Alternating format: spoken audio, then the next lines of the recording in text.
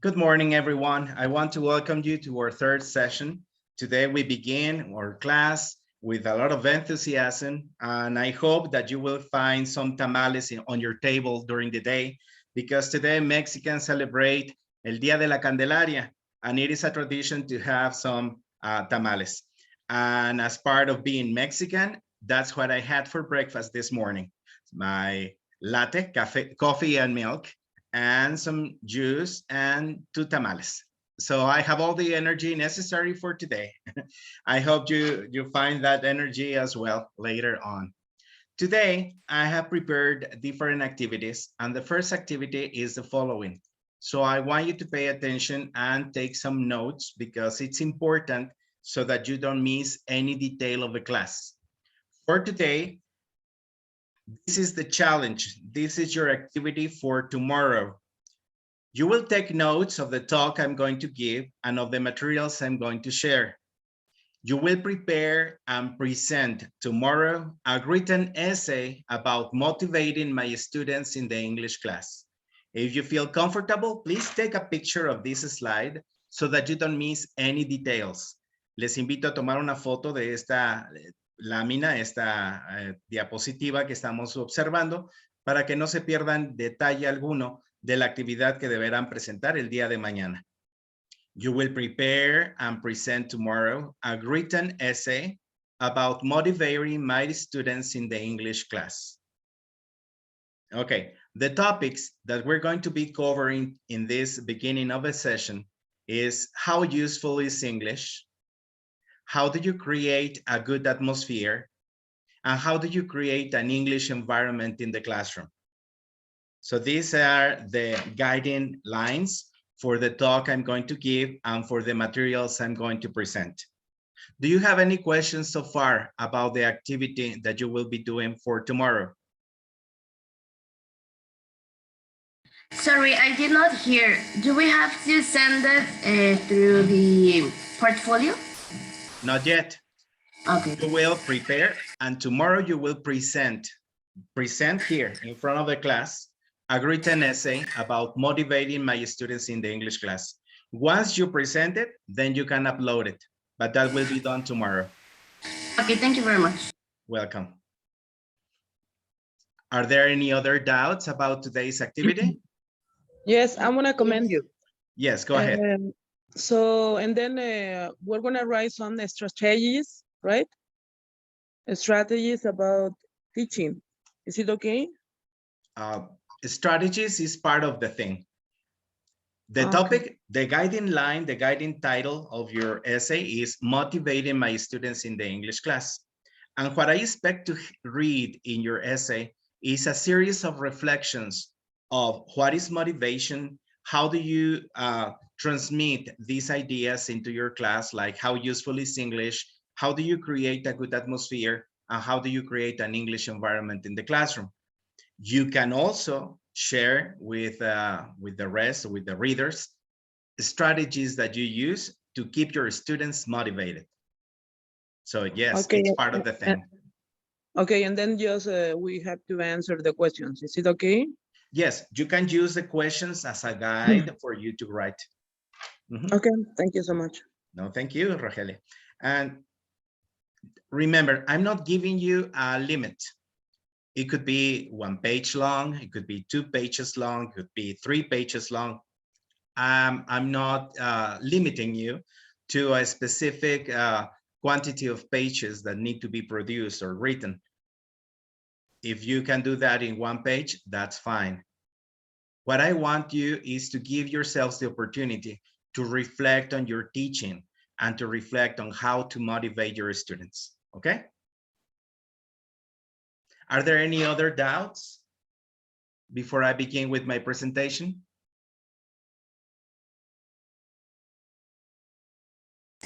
No, any doubts? No doubts. Thanks. Okay, thank you. So please be alert and start taking notes right now because I'm presenting some materials that will be very useful for you so that when you have to write your essay, you know what to do. Okay, these are the 2 paragraphs that will invite us to reflect on teaching and invite us to reflect on our students. Always keep in mind that what you do in your class has an impact on another person. And in this case, what you do or what you don't do has an impact directly on your students. So the topic is motivating students. I think motivation is a very important topic that we need to consider. Motivation is an energy that grows inside the person and that makes the person move into action. It is always good to reflect on why do we do what we do? Why do you do what you do? There is some motivation inside that drives you to do that. Why did that person act that way? There is a motivation for him or for her to act in that way. So when you want to discover people, you need to discover their motivations. Why are they in class? Why are they taking a course? Why do they sleep late? Why do they want to watch that movie? Why are they interested in being with their friends instead of being with their family? There is motivation inside. So if we understand motivation, if we understand the context that our students live in, then we have more possibilities to make a positive influence in our students and engage them into the activities that we plan.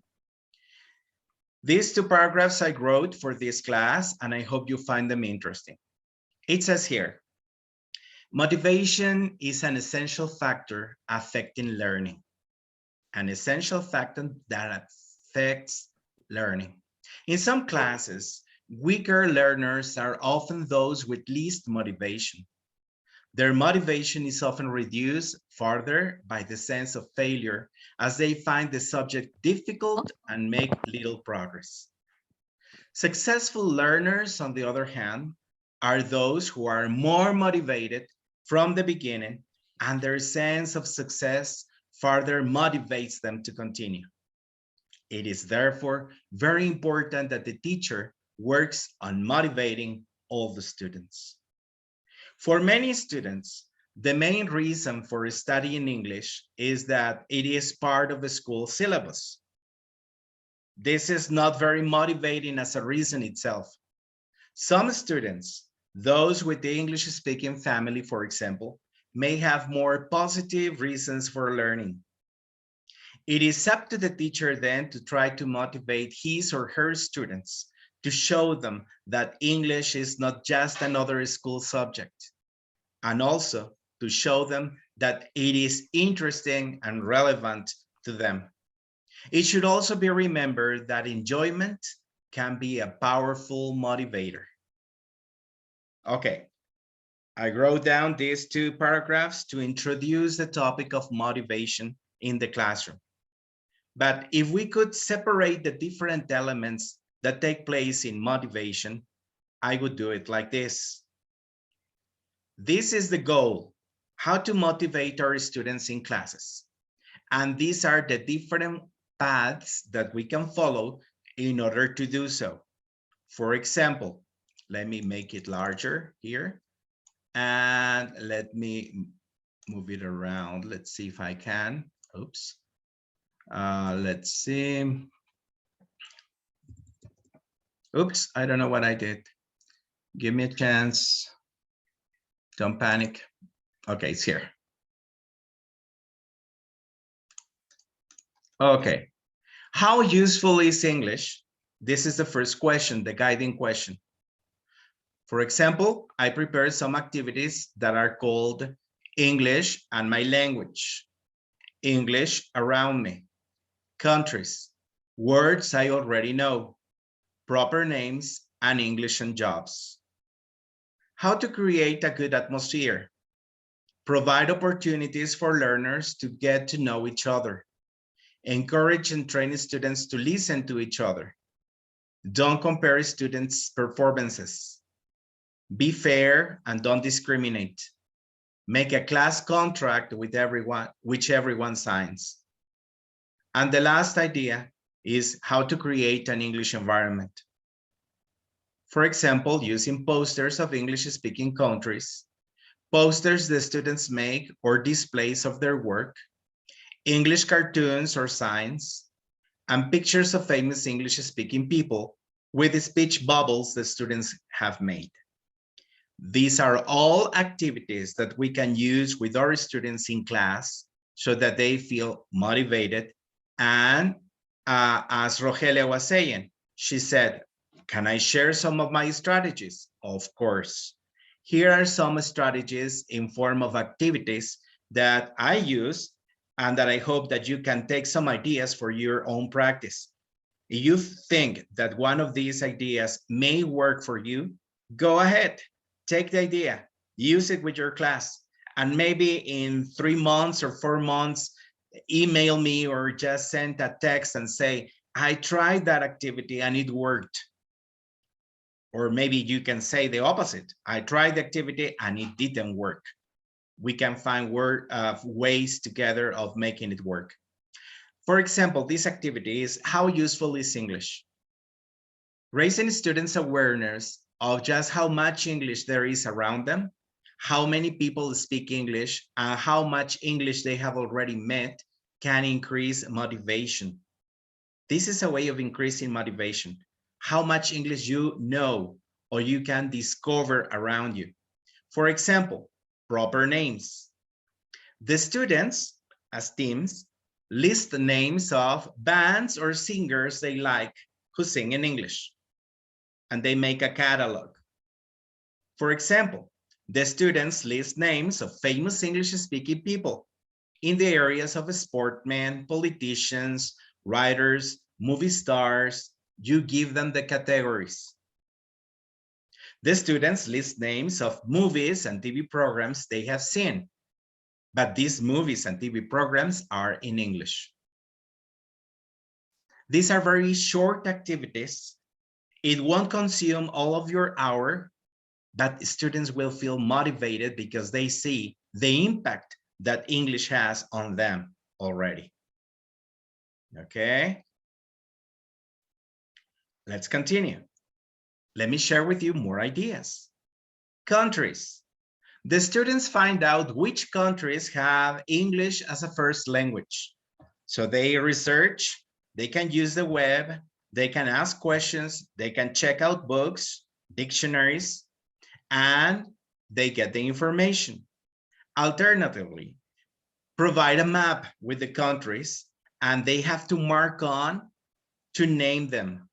For example, which of these countries use English as a first language, and they have to locate that on the maps. Next activity, English around me. The students bring any examples of English text they may find. For example, food wrappers, names of stores or movies, titles or words of pop songs, instructions on domestic appliances, and they make a wall poster or make a page on their own files or notebooks. And this can be added to as the students find more examples. So you can devote a whole wall in your class for students to keep on adding things that demonstrates the importance of English. Another activity. English and my language. The students brainstorm, hacen una lluvia de ideas with all the words they already know, which are used in both their language and in English. For example, hotel, taxi, cafe, bar, pizza, TV, radio, etc. You can also provide prompts to help students. Prompts. A prompt is something that elicits a response. For example, again, this can be made into a wall poster or a page in the students' all notebooks. Okay, here we have the code, we have music, the cities, hotels, photographs, etc. Another activity, words I already know.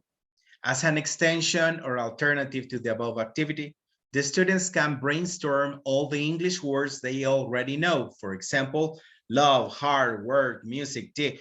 Whatever word in English they know, they list it. Do you want to know more ideas that you can use in your class? Let me share with you. For the topic of English and jobs, you can get the students to put a list of jobs in order of how important English is to each one, and get them to compare and justify their ideas in groups. The students can do this in their mother tongue, in Spanish, but using the English names for the jobs. For example, businessman, pop singer, politician, model, secretary, English teacher, doctor, soccer player, hotel manager, pilot, computer programmer, okay? They have to order it according to importance on how important English is to each of these jobs. Remember, these are short activities to sparkle motivation, to make the students feel interested, and then you can move on to your own topics. And here we have more ideas. For example, exercise. It is your turn to write ideas based on the mental map at the beginning of this text. For the first topic, creating an English environment. Do you use any of the ideas given?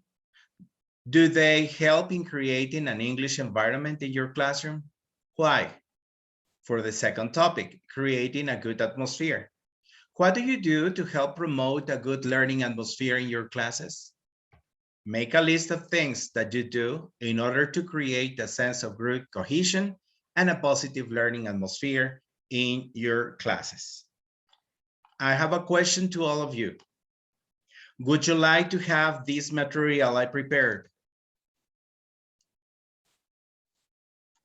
Yes, please.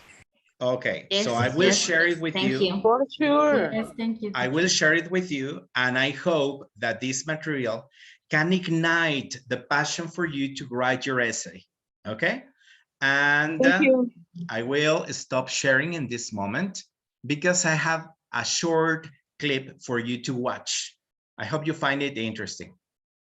It's about motivation. How does motivation work in the learning environment? So let's see, share the sound, and let's begin. Enjoy it. On a roller coaster ride with multiple. Your learning experience can be compared to being on a roller coaster ride with multiple loops. Each loop increases in height as it progresses toward your ultimate goal. This roller coaster ride is very different from other roller coasters you have ridden.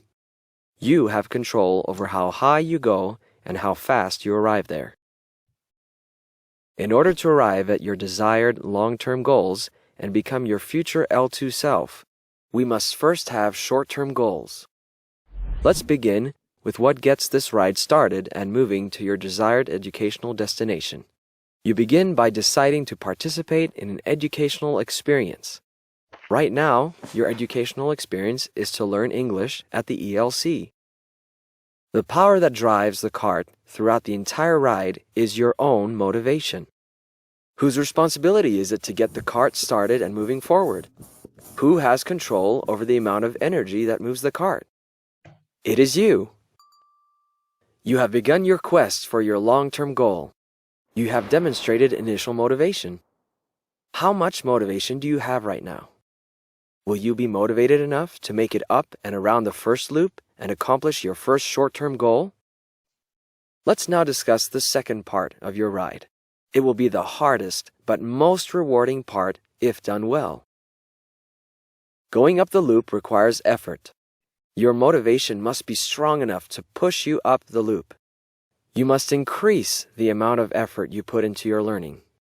You know that as you put more effort into your learning, you will be able to reach your short-term goal. At this point in the roller coaster ride, you have exerted enough effort to reach the top of this loop. This point on the ride can be the most thrilling and satisfying part. You can experience the high and exhilaration of having achieved something by your own motivation and efforts. You must recognize the results of your efforts and motivation in a positive way. Next, on the way down the other side of the loop, You use your awareness of your efforts to recalibrate and to prepare yourself to reach your next short-term goal. Reaching your next short-term goal will require you to repeat the roller coaster cycle of more motivation, more effort, and increased vision to continue progressing and enjoying this educational roller coaster until you reach your long-term goals and become your desired future L2 self. Your future self is depending on your present self to create it. Okay, let me explain here. It says future L2 self. It's the future person, but this with a second language, okay? It's the same person, but now using another language. And here we have observed the different elements that take place in motivation, and they are motivation. You have control of motivation. It lives within you. And then it requires effort. Motivation and no effort, no results. But because there is a combination of being motivated and you are making an effort to it, then you can have results. And when you have results, you feel happy because you accomplished something. It's a little victory, but little victories can give you the idea that you have everything that is required in order to conquer something bigger, a bigger victory. And that gives you enough motivation to try to do something harder or something more difficult the next time. So that's why we should guide our students to gain little victories. Little by little, they will build confidence in themselves to feel that they can pursue greater things. And then you repeat the process and you repeat the process and you repeat the process, and short-term goals help you gain long-term goals. Learning a language is not something that can happen by magic. I don't speak the language and tomorrow I speak the language. False. It's a process. And in the process, there are different difficulties and challenges. But once you face the challenge, a small challenge, and you're able to succeed, then you feel that you can do greater things. And then you can try something more difficult, and then something more difficult and more difficult. And then you achieve your goal. So it takes time, but it's up to you. Now, when we don't feel that we are motivated enough, then there is an external role that appears. And it's a person that can seduce you to believe that you can. It's a person that can guide you, that can show you the way, that has been through the same experience you are now, but has succeeded and knows how to do it. And that is the teacher. And the teacher can really inspire that person with a weak level of motivation to feel comfortable and to pursue greater goals. There is the role that this video is not showing, because this motivation is not something that we can do alone. Learning a language is learning in context and is learning something, in this case language, with other people. So the people around you inspire you and give you new ideas or new ways on how to achieve your goals. I will stop it right now. And I will take some of your comments. Please feel comfortable to talk about this topic about motivation. It's your turn to speak. We will speak for 5 minutes and then we will continue. Patty, go ahead. Thank you very much. I think it's very illustrative, the video, but above that, your words. You are defining exactly what that figure, that important and relevant figure, we are teachers present right here in this group. And I can feel that emotion, that the video is clear, is very precise. But if kids and students have not the figure, they may be dispersed and relaxated as usual. Is part of the age. But I think when we assume that role, you and me and we are that figure to be behind and beside them. And I think that's the most important, and is the reason we are right here. It's very clear. Your words are really, really clear. I can understand every word you say. And I think maybe some of us need that, no? To be so clear when we're speaking. The idea is going through the, the mouth and the tongue. And I think that's very, very necessary when you are a teacher. And I really appreciate the video, but more than video, your words. Thank you so much, Patty. Thank you. And tomorrow we will have a panel to discuss motivation, and the teachers in this group will present their essays about how to motivate their students and how they do it. Sure. So we're going to get lots of ideas that we can. Sure, this is not a line, no, a straight line. It's an spiral, spiral, spiral, never-ending spiral. Right? Yeah, that's part of Thank life. you. There is always the opportunity to keep on learning. Thank you so much, Patty. Thank you. Is there someone else who would like to share the floor with us, to share your ideas? What do you think about this topic? What do you think about what you heard? Do you agree or not? Ruth, go ahead. You want to participate? Okay. I see. Yes. I'm sorry. Okay. It's as teacher Patricia says, it's really, really clear what you are saying, and it's that motivates me to try again. Perfect. Yeah. Perfect. Because some students say, told me, teacher, I like you as a person. You can give me some I don't know, advice. Some advice for social life or for my dear life.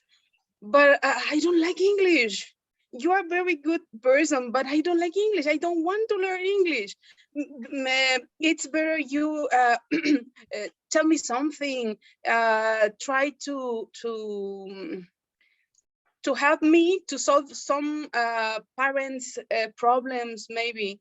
And I say, no, my goodness. Okay, yes, I like to be a good person with them. A counselor, yes, but I want them learn English, of course, and they don't want. And when I was watching the video, I say, oh my God, yes, please try again. You can do it. And say, yeah, that's clear. I was in another course with teacher Frola, about evaluation, and she's told us about the failing students. I don't know how do you say. And she said 80% needs to pass, 20 maybe not. And I can't achieve that percent. And I say, why? Come on, I'm trying and trying. And okay, it's a very, very strong challenge, but I will try again. Ruth, about what you're saying, this is a team effort. Okay. This is a team effort. You do your part. You do what it's within your reach, within your possibilities. You do what you can. Do the best you can. But then there is the student. If you motivate the student to give his best, maybe he will be in that 80%. But if he's not that motivated because his circumstances are so difficult that even if he wants to, everything around him or her is pushing him down. Yeah. What can you do? But not all of the students are in the same situation. So think about the good impact that you can have on them. Saving one student is saving the world. Yes, thank you. Little victories, little victories. Okay. Claudia, you you. wanted to speak. Go ahead. And after Claudia, Yes, we thank will you. have another person and we continue. Go ahead, Claudia. Okay. So I really like the video that you show us. It was very illustrative, like Patricia said, and it is what you were saying. I think the same. It involves teacher and also student. If we do not do our part, and if the student doesn't do his part or her part, we're not going to work together. We're not going to have a good result. So it requires both of us, teachers and students. Well, I wanted to say more things, but I don't want to repeat the same That's thing. okay. That's Thank okay. you very much. It was very interesting. It was a very interesting video.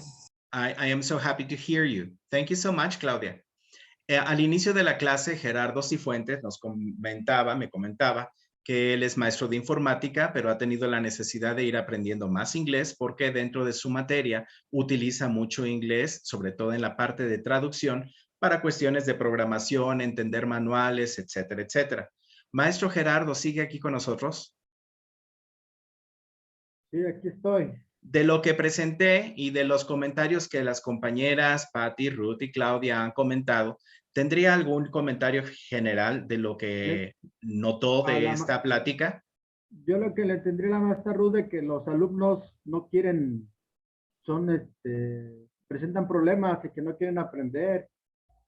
Y lo que le entendí de que no ve la manera de que ellos se motiven o algún tipo de motivación. Es lo que le entendí un poquito, ¿eh?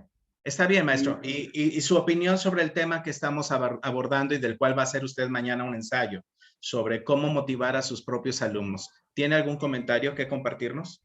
No, más que nada, el comentario, ¿cómo decírselo en inglés? No, describírselo, sí. Describírselo, sí, y ver las maneras de motivar al alumno, que es muy difícil porque no quieren, ¿eh? Les busca, menos ahorita que estamos en este problema, pero presenciales también no quieren. Ok, espero que las ideas que le haya compartido, si sabemos la mecánica de cómo funciona el proceso de motivación y le di ideas muy precisas de que algo que puede utilizar en clase, ojalá le puedan servir también para su propia práctica docente. Thank you so much, Gerardo Cifuentes, for participating. Okay, I will hear somebody else if you want to participate. No more? Good morning. I want to participate. Sure, Hi, Elena, go ahead. Well, I think that is a hard time today because we have a pandemic, but that has affect to all our students, and we try to understand them. But first, we need to be motivated because they are going to follow our way. First, we as teachers have to be motivated, because if they feel that we are stressed or that we have fear, we are frightened because the problem was that they will feel the same. First, we have to be motivated, and they will feel a little better. We have to begin with us. Thank you. Thank you. That's correct. We need to start with ourselves. Thank you, Elena Jaimes Martinez from Plantel Oacalco. Thank you so much for participating. We will continue with our class in this moment. And let me share with you, for those who arrived late, para aquellos que llegaron tarde, tengan una idea de por qué estamos hablando de este tema. The topic is motivating students, and I wrote down here for 3 different questions. How useful is English? How do you create a good atmosphere? And how do you create an English environment in the classroom? I have given an introductory talk, and then I shared a video that I tried to explain. Then we listened to some of the colleagues' comments. Now, you were to take notes of this talk and of the video and of the comments, And from those notes, you will prepare and present tomorrow a written essay about motivating my students in the English class. This is the title for your work for tomorrow. Motivating my students in the English class.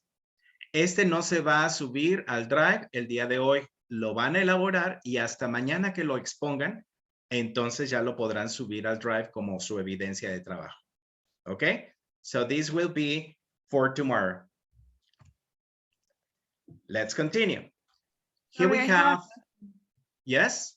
About the essay, Yes. how long must it be, or? It is, no. The length is up to you.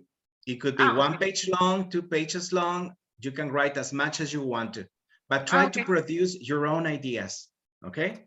Don't go and find in Google the topic of motivation and copy and paste. No, we don't care about that. It's what works for you. What is your reflection in your own reality? And share it with us. That's what we want. Perfect. Thank you so much. No, thank you, Osmara, for asking. Osmara, now that you are talking, would you like to participate now? Yes, of course. Okay, let's repeat this exercise that I did on the first day. Here we have a picture and here we have a phrase. Okay. Read the phrase so that you can understand it, and then using your own words, explain the phrase to us, to the group. Okay, the phrase says, the reason people find it so hard to be happy is that they always see the past better than it was, the present worse than it is, and the future less resolved than it will be. Okay, so I have to say what I understand with my own words. Try to explain it with your own words to the group. Okay, the phrase says that we are not living the present as it must be, because we are always thinking in the past and comparing the present with our past and also with our future. And we are always thinking or imagining that our past or our future is better or will be better, but we are not living the present itself. Perfect, So, congratulations. Yes, thank you. I guess we can all give you a hand and congratulate you for this explanation. Now, just to compare and to improve the idea, the message, I would like to ask Angeles Mine, if she wants to, of course, to participate and repeat the exercise. Would you like to do it, Angeles? Sure. How are you today? Fine, thank you very much. Okay, go ahead. Nice to see you again. The same slide, right? Yes, the same slide. Well, Osmar explained it perfectly. I think that I just give some comments.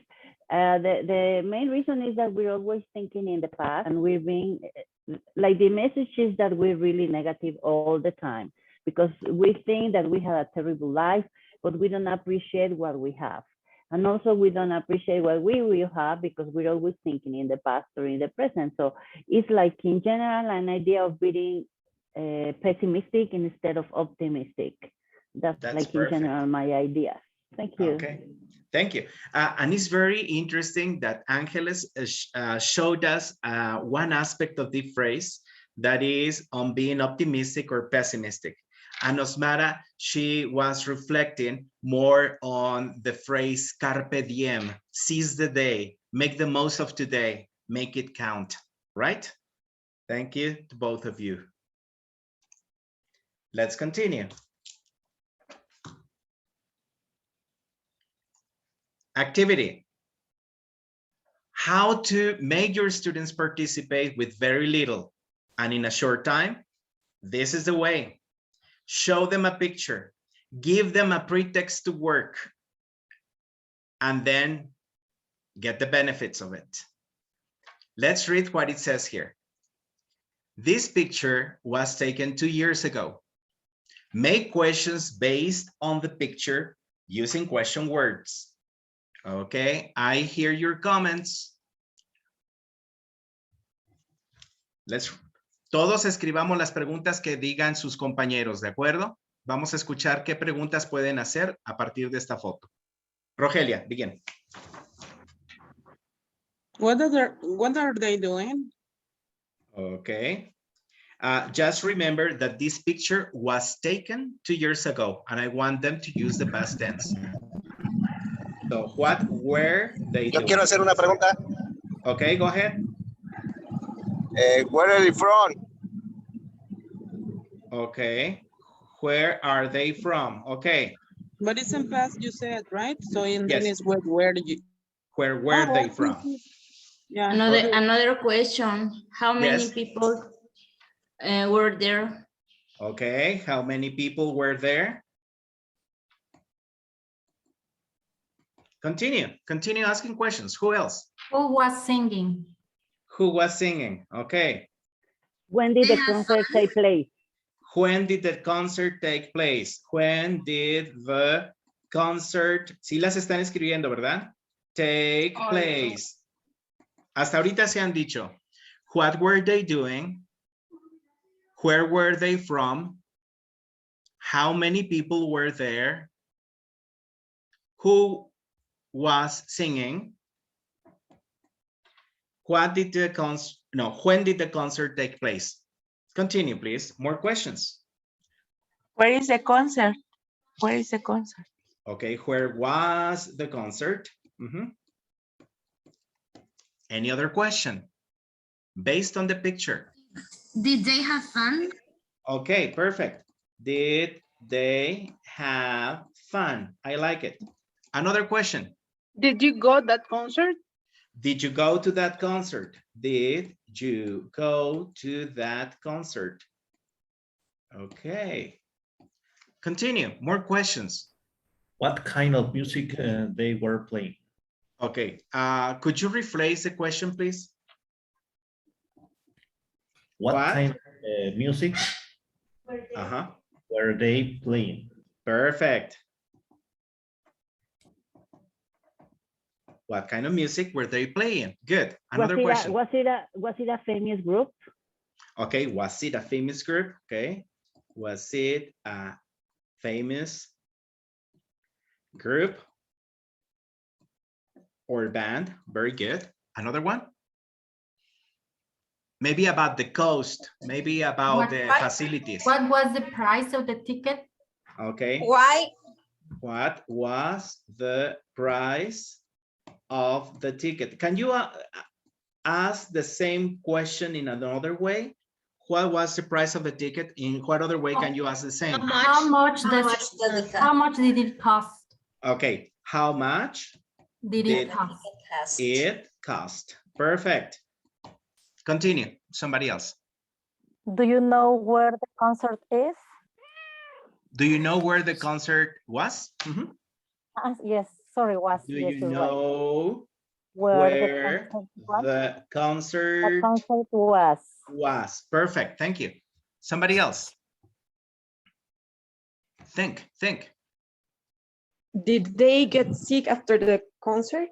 Okay, that's a good question. Did they get sick after the concert? Okay, we What have time spent. Okay, go ahead. The last question. What time did it finish? Okay, what time did the concert, finish? How many people were there? How many people were there? Okay, that's a question that we already have. I will repeat the questions. Question number 1, what were they doing? Number 2, where were they from? 3, how many people were there? 4, who was singing? 5, when did the concert take place? 6, where was the concert? 7, did they have fun? 8, did you go to that concert? 9, what kind of music were they playing? 10, was it a famous group? 11, what was the price of the ticket? 12, how much did it cost? 13, do you know where the concert was? 14, did they get sick after the concert? And the last one was 15, what time did it finish? Wow, in 5 minutes, you were able to produce 15 questions. Esta actividad puede terminar ahí, pero podemos ampliarla porque ahorita fue solamente de escuchar y hablar. Si la quiero llevar a escribir, ahora tendríamos que escribir las preguntas como un dictado y luego verificar que lo hayamos hecho correctamente y aclarar cualquier duda gramatical o de vocabulario que pudiera surgir. Si quiero llevar esta actividad más lejos, entonces basados en la pregunta, en las preguntas y en la fotografía, los alumnos podrían describir una pequeña historia y luego podrían presentar la historia y podrían hacer un video de la historia o podrían hacer un pequeño podcast sobre esta historia, como si fuera un reportaje para televisión, un reportaje para radio donde nos llegan los datos factuales de un evento, respondiendo preguntas como what, where, who, when, why, etc. Una sola lámina nos puede llevar a una serie de actividades integradas donde no solamente practiquen hablar, escuchar, sino también escribir y leer, porque yo podría darles también textos alternativos asociados a esto, asociados a los conciertos, asociados a una banda, asociados a la organización de eventos, etc. So, I hope you find this illustrative enough for you to use in your own practice and in your own teaching. Let's continue. Todo esto ha sido un pretexto para hablar del tiempo pasado. Okay. Let's see. On the next picture, here we have, on the next slide, the days of the week, and we have Monday, Tuesday, Wednesday, Thursday, Friday, Saturday, and Sunday. You know the vocabulary. Why do you think these two words are in red? Maybe because it's the weekend. Yes, they represent the weekend. Thank you, Claudia. And let's see. So let's think about activities that you can do during the weekend, but we will classify them. Outside, activities that you can do outside during the weekend. Inside, activities that you can do with friends, and activities that you can do alone. ¿Por qué les presento esta gráfica? Porque si queremos trabajar vocabulario, darles una lista y poner a los alumnos a repetir, no tiene sentido. Una lista de vocabulario aplicada en un contexto donde el alumno tenga que verse obligado a clasificar ese vocabulario, le va a asegurar mayor retención por asociación. Y le estamos dando un contexto para que utilice el vocabulario. Si no, es perder el tiempo.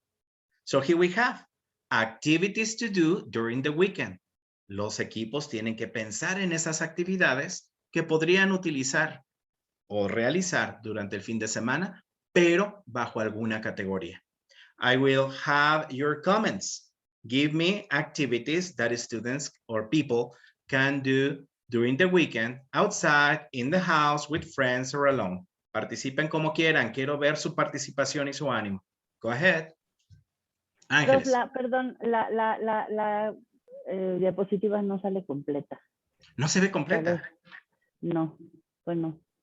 ¿Hasta dónde ves, sé Ángeles? Si los demás, dice to do during the, y luego abajo ND, no sé si todos lo vean así. Sí, ya se ve. ¿No lo ven completo? No, se ve como cortada. Voy a dejar de compartir y vuelvo a compartir a ver si eso lo resuelve. Sí, gracias. Un segundo. Un segundo. A ver, porque yo estoy asumiendo que lo están viendo, pero qué bueno que me dicen que no para que hagamos la corrección necesaria. Es más, voy a cerrar mi PowerPoint y vuelvo a abrirlo y a lo mejor eso ya va a facilitarnos. Y también para no tener tantos recursos, voy a cerrar el video que ya usamos. Let's see. Give me a second, please. Be patient.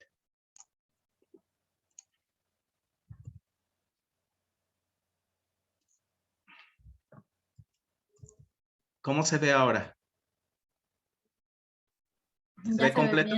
Ya. ¿Ya se ve Ya está completo? completo. Yes. Okay, thank you. Ya se ve completo.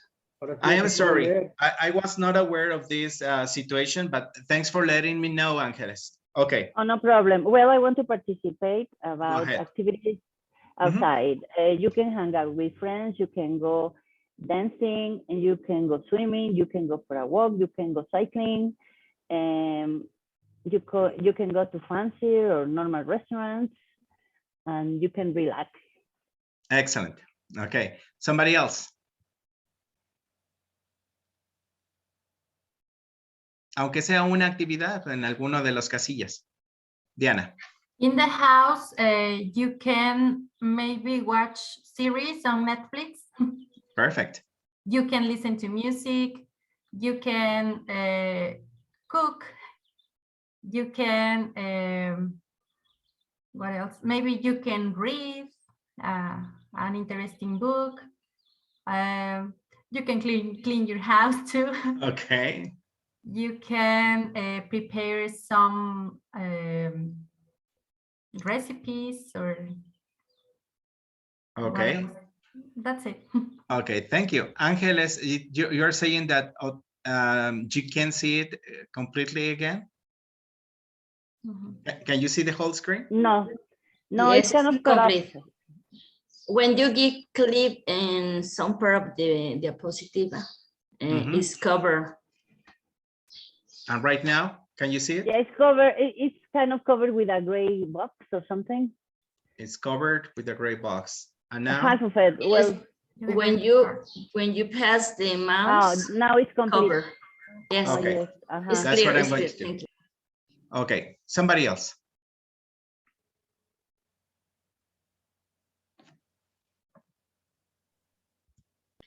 Okay, during the weekend, an activity I do alone is prepare my material to my classes, chat with my friends. I order my things in my house, and maybe I'm going to the supermarket. Okay, perfect. With friends, go ahead. Okay, with friends, well, we can do a lot of things with friends. For example, going to the movies, going on holiday, watch a movie on Netflix, listen to music, go to a party, study together, share experiences, give some advice, and a lot more. Okay, perfect. What about activities that you can do? Alone has been already given. Any more ideas?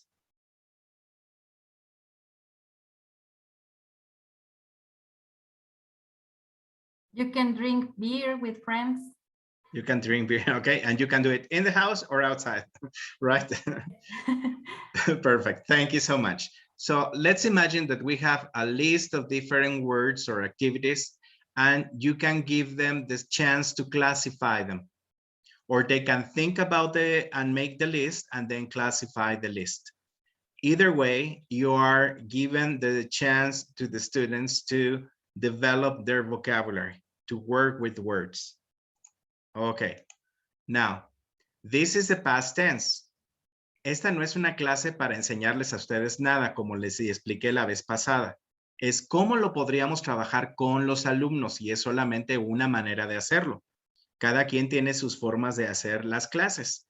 Espero que este material les pueda ser de utilidad cuando llegue el turno de darle la clase a los alumnos de cómo dar este tema de past tense. Hay varias formas y podemos enfocarlo en cuestiones gramaticales, en cuestiones funcionales, como lo acabamos de ver con la fotografía del concierto, y de ahí se ve la obligación de querer aprender cómo hacerlo. Para nosotros fue muy natural, ya lo sabemos, es solamente a nivel de ejemplo. Entonces, ¿cómo haríamos esto con nuestros alumnos? The past tense. We have affirmative and negative sentences. For example, it says here, I went to school last week. And I want you to observe the verb is went. But this is not the verb that you will find directly on the book, in the list of verbs. This is the past form of the verb. In this case, is from the verb to go. So I went to school last week, but observe, this is a negative sentence. It requires an auxiliary. And when you see this, it forces the next verb to be in its normal form. Okay? So this go is the same as went.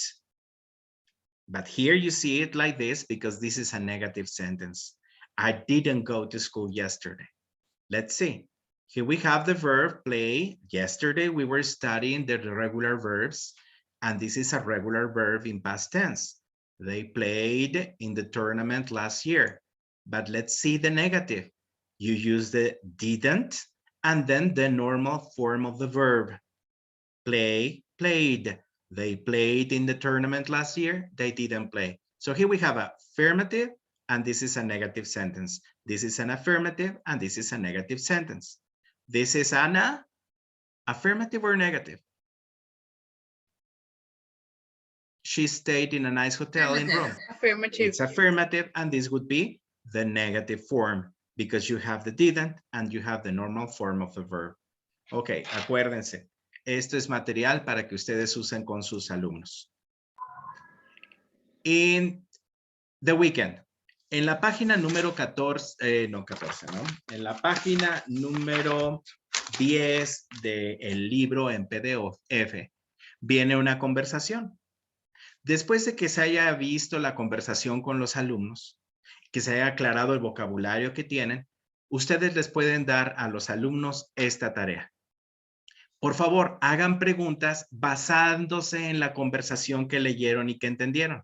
¿Qué preguntas podríamos hacer? Y estos serían algunos ejemplos de lo que los alumnos hacen. Por ejemplo, what did you do last weekend? Did you have a good time? Did you swim? What did you do after that? Did you visit the Monarca butterfly? When did you come back to Morelia?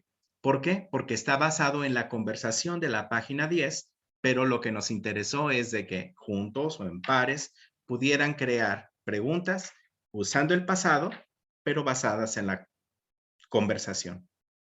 Puedo llevar este ejercicio más lejos. Les puedo decir, vean la página 10 de su libro, donde tenemos una conversación en pasado. Quiero que me encuentren todas las oraciones de tipo afirmativo en el pasado. ¿Por qué? Porque identificar una fórmula gramatical dentro de una oración, de un texto, dentro de un contexto que les den, es una manera de ir aprendiendo a familiarizarse con cómo funcionan las cosas. En este caso, cómo se aplica la gramática. I went to visit my family in Zitácuaro. Ahí está dentro de la conversación. Los alumnos lo único que hicieron fue resaltarla o copiarla en su libreta. Y luego lo hacemos entre todos para verificar que lo que hayan hecho fue bien hecho. Vayan anotando tips de didáctica que les puedan ser útiles. Por ejemplo, esta es otra oración que está dentro de la conversación y que los alumnos anotaron. I arrived there at 3 o'clock. We went to la calle del Hambre. After that, we got back home. We watched TV. I stayed at my parents' home. We went to la presa del bosque and we decided to eat fish. Todo esto lo sacaron del texto. We went to El Naranjo. Si les explicamos cómo funciona de una manera más clara la forma gramatical afirmativa en contraposición con la negativa, es probable que los alumnos lo recuerden más. ¿Por qué? Porque estamos utilizando líneas de otro color que enfatizan los cambios que deben de ellos de ver. Así que yo podría regresar a oraciones que hicimos al principio y que les pida identifiquen la transformación de verbos y la aparición de los auxiliares, que es lo mismo que vimos aquí, para que ellos sigan identificando los cambios. Repito, esta no es una clase para ustedes de cómo aprender el pasado, ya lo saben. Es una clase de cómo podrían guiar a sus alumnos para aprender esto. Y ahora les puedo decir, ¿qué creen? Quiero que hagamos un ejercicio para que pongamos lo anterior en prueba. Yo les voy a dar puras oraciones de este tipo, pero yo quiero que me las transformen a esta forma. Es decir, las oraciones afirmativas, ahora quiero que ustedes me las hagan negativas. Y podríamos decir que no tiene nada de comunicativo porque estamos enfocándonos en una cuestión gramatical. Pero cuando estamos aprendiendo otro idioma, hay pequeños detalles que sí tenemos que repetir y repetir y repetir para que queden fijos en nuestra mente y salgan de una manera automática. How does it work? When you are trying to learn how to drive a car, you are very conscious about every move you make. You are worried about the surroundings. You try to remember to press the clutch pedal first and then to get the other foot ready to begin to accelerate and to change the gear and to move the wheel, etc., etc. You are stressed, but you are paying attention to every detail. And as you repeat the practice and as you repeat it and repeat it and repeat it, it becomes part of you and it goes into your unconsciousness and you don't think about it anymore. You just do it. It becomes automatic. Why? Because you have learned it by heart. So yes, repetition is a process and it's part of learning. So, aquí tenemos make negative sentences in past. Lorena did the housekeeping last week, Wednesday. What would be the negative form of this sentence? Vamos a jugar a que somos los estudiantes y ustedes me hacen las oraciones. El que quiera participar, por favor, encienda micrófono y ayúdenme para que sirva de demostración. I give you... Okay, Lorena did the housekeeping last Wednesday. Lorena didn't do the housekeeping last Wednesday. I watched TV last night. I didn't watch TV last night. They had a great vacation.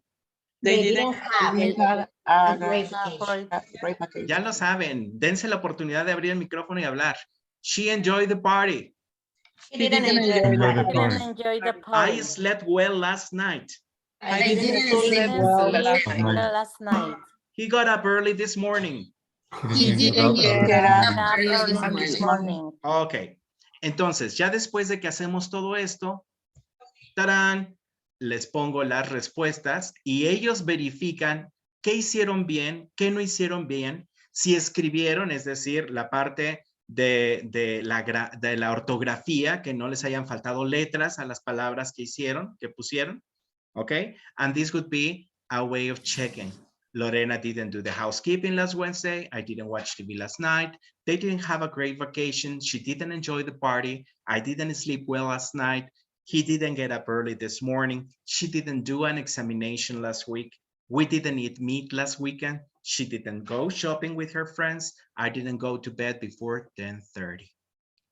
Están viendo cómo un simple ejercicio lo estamos llevando a tratar de sacarle el máximo jugo posible. Empezamos con actividades del fin de semana, clasificamos vocabulario, nos vamos introduciendo en el tema, ¿ok? Hacemos explicaciones muy sencillas. Buscan en la conversación y tratan de hacer preguntas en el pasado. Identifican las oraciones que encuentren en pasado en afirmativo de la conversación y las copian. Volvemos a explicar y regresamos al primer ejercicio para que las transformen.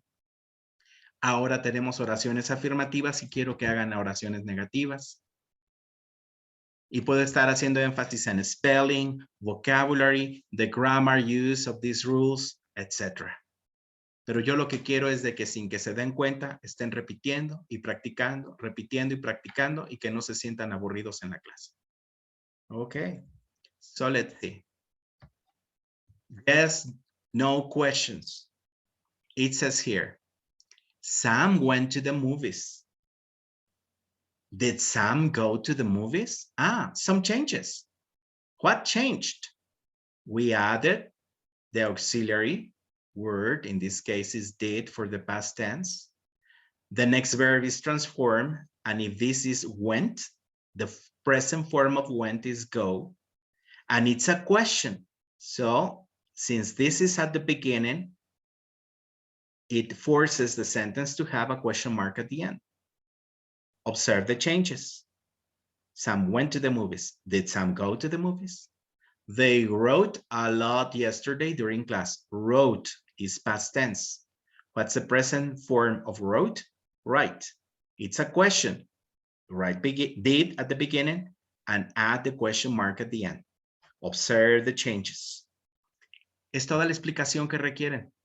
Y con esto, a partir de oraciones simples, afirmativas, ellos practican crear las preguntas de yes, no questions. I watched TV last night.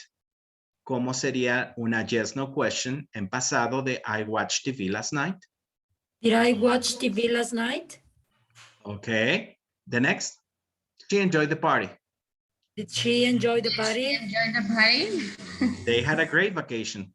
Did they have a great vacation? He got up early this morning. Did he get up early this morning? I slept well last night. Did I sleep well last night? Ok, con el caso de I, pueden decir, did I watch TV last night? Aunque es un poco de una pregunta como tonta, ¿no? Como, ay, ya tengo amnesia y no me acuerdo qué pasó. Pero podemos orientarlos que cuando veamos el I, preguntemos con you. Did you watch TV last night? Did she enjoy the party? Did they have a great vacation? Did he get up early this morning? Did you sleep well last night? Etcétera, etcétera. Lo que quiero que funcione es la mecánica del cambio para que ellos vayan practicando esto. ¿Ok? Esto podremos ver un día una cosa, otro día otra cosa, otro día otra cosa, y en una semana, máximo 2, tenemos visto el tema, pero asegurándonos de que están aprendiendo algo. Porque cubrir el tema de una unidad de nuestro libro con nuestros alumnos no nos garantiza que ya aprendieron. Necesitamos realizar las actividades directamente en clase para que ellos vean el progreso, independientemente de que cubran las páginas de su libro. So let's continue. Ok, estas son respuestas a los ejercicios que no quieren hacer, pero que les invito a que hagan y están en la página 12 y esa es tarea para todos. Página 12 de su PDF. Aquí están ya las respuestas. Si es muy engorroso, las copian y las pegan ahí, no hay problema. ¿Ok? Aquí están los resultados de toda la página 12. Ok, so let's see. Activity.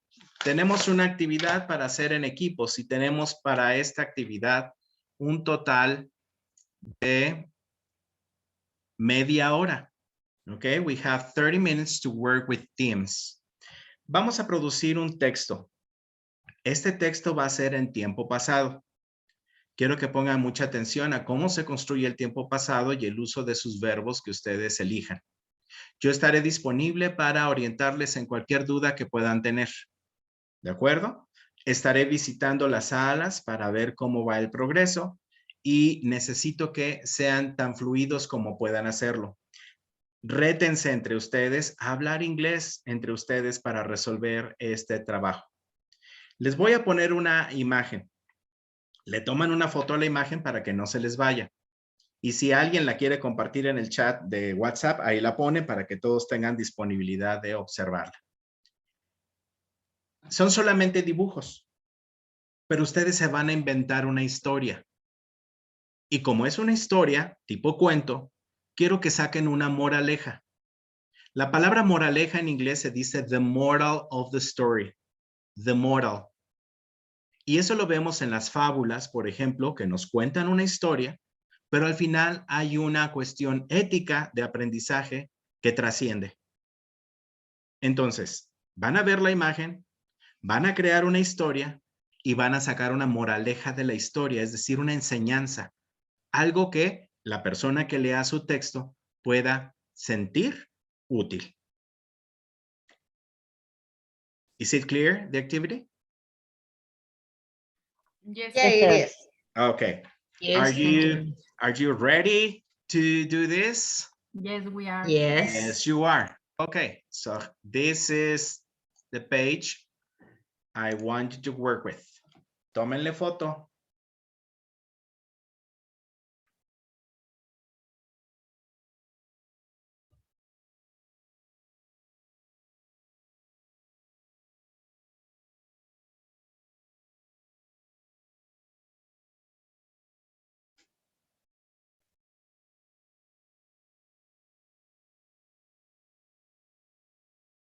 ¿Ya tomaron la foto? Yes. Ok. Yes, thank you very much. Ok. Y en este momento armamos los equipos para que ustedes puedan empezar a trabajar durante 30 minutos y luego van a exponer sus trabajos a todo el grupo. Ok. So let's see. There are 30 persons. So let's make 5 teams. ¿Van a ser asignados automáticamente? ¿Pueden coincidir con los que han trabajado en otras sesiones? No necesariamente. Best of luck. En cuanto les llegue la invitación, acepten la invitación y se agregan al grupo en el que van a trabajar. 30 minutos. Hagan el mejor uso de su tiempo. Thanks so much.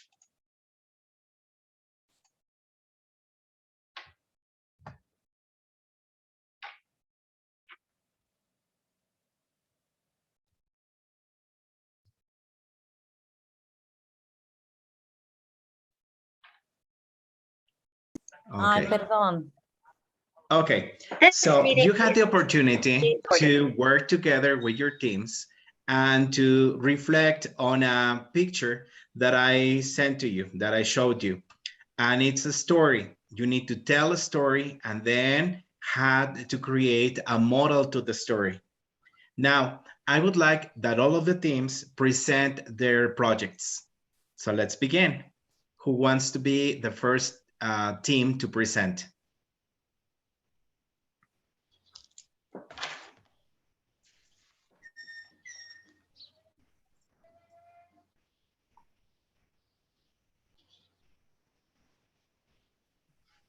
¿Qué equipo desea ser el primero en presentar el trabajo que hicieron? Us. What do you think, Osmara and the rest?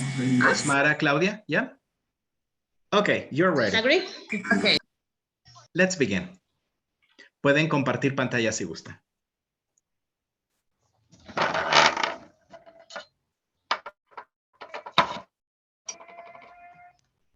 Ah, beautiful picture. Okay, who's speaking?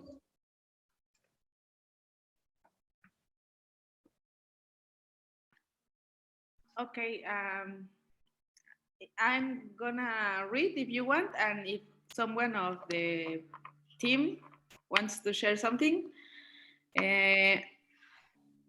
Our tale, it's the donkey tale, and it says, once upon a time, this is a story of two clever donkeys. Two donkeys were tied up and couldn't reach their food. They tried so hard, but they couldn't make it. So they stopped and started thinking on a solution. And they figure out, They both decided to go together to one side and ate and enjoyed the food. And after they finished, they went to the other side to eat the rest of the food together. So what's the moral of this story? Never give up and think twice and act. Excellent, thank you so much. If you could allow me, in the sentence that says, they both decided to go together to one side and eat and enjoy in present the food. And after they finished it, or they ate it all or something like that. Perfect, thank you so much. It's a beautiful picture. I really liked it. Could you tell me the names of the people participating in your team? Claudia Maldonado, Mara Dominguez, who else? Rosario Catalán. Yes. And Ruth, right? Ruth? Yes, me, please. Okay, perfect. Thank you so much. Also me. Norma. Norma. Okay, thank you. Thanks to the 5 of you, okay? We will have another team. My team, teacher. Okay, Diana Patricia, go ahead. Yes, but I didn't have to write I didn't have time to write the names, so I don't know if my classmates could say the name, please. Okay, let's listen to the names. Yes, Irene, Irene Tapia, yo, Triana. Okay, Irene Tapia. Who else?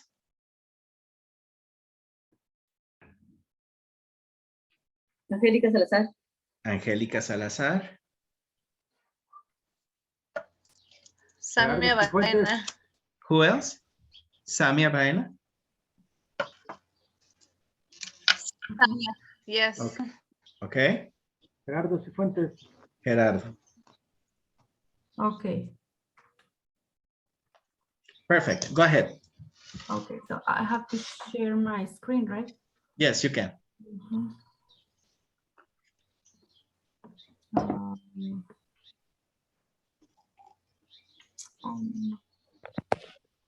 I cannot find it, sorry. ¿Qué va a querer, mami? Yes, yes. ¿O lo compro ya? ¿Dónde ya? Hasta allá. Pero el problema es que luego Okay, me can you hablan. see it?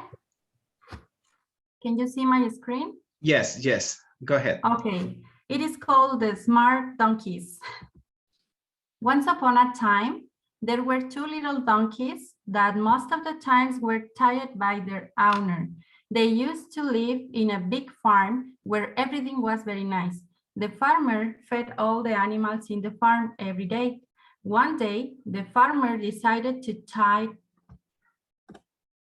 the two donkeys, so they got in trouble because the food was served in opposite sides of the farm.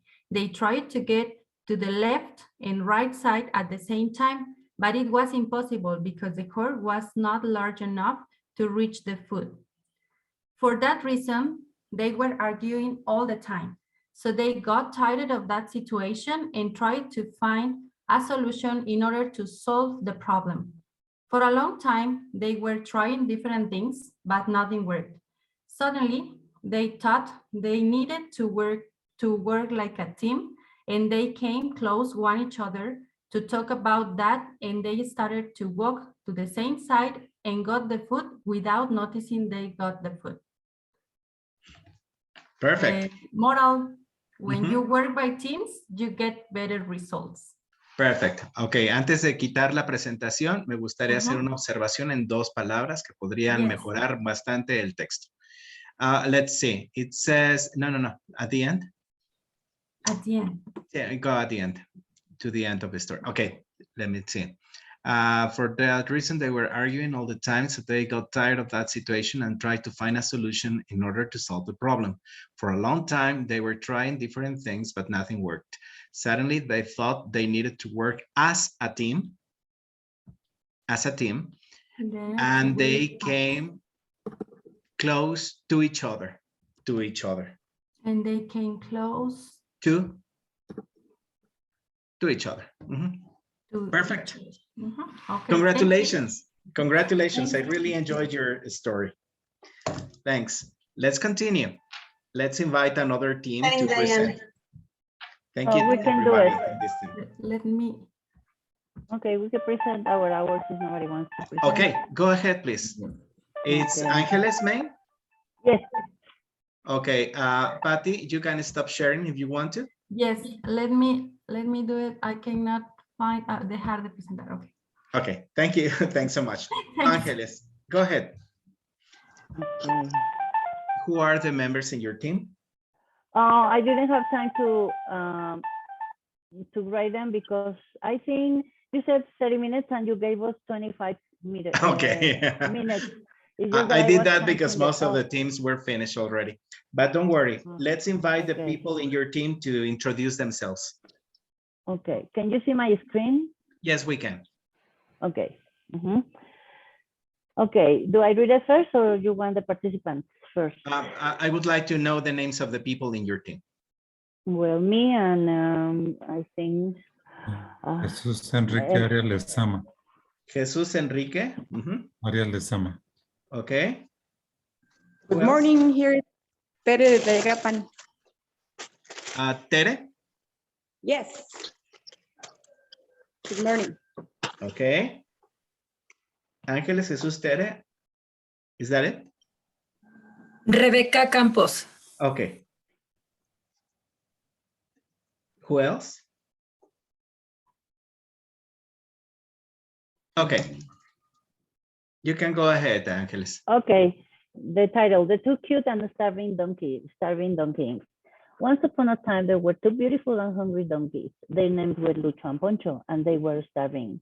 They were tied up by their greedy owner, and they were frustrated because they couldn't reach their hay. They were already exhausted since they didn't know how to reach it. They had hurt their necks because of their effort, and they finally gave up. Being so frustrated and sad, they asked themselves what they could do and finally made a deal so they could eat together, even if they didn't like each other so much. They didn't have another choice. Okay, the moral of the story, if you work or sing as a team, you can achieve better results.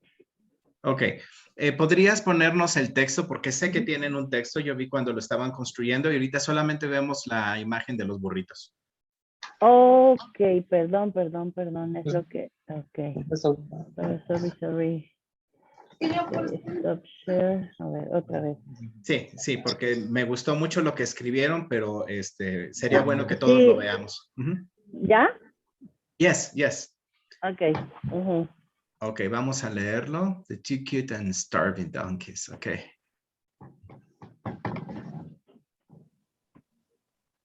Lucho and Poncho. And they were frustrated because they couldn't reach their hay. They were already exhausted since they didn't know how to reach it.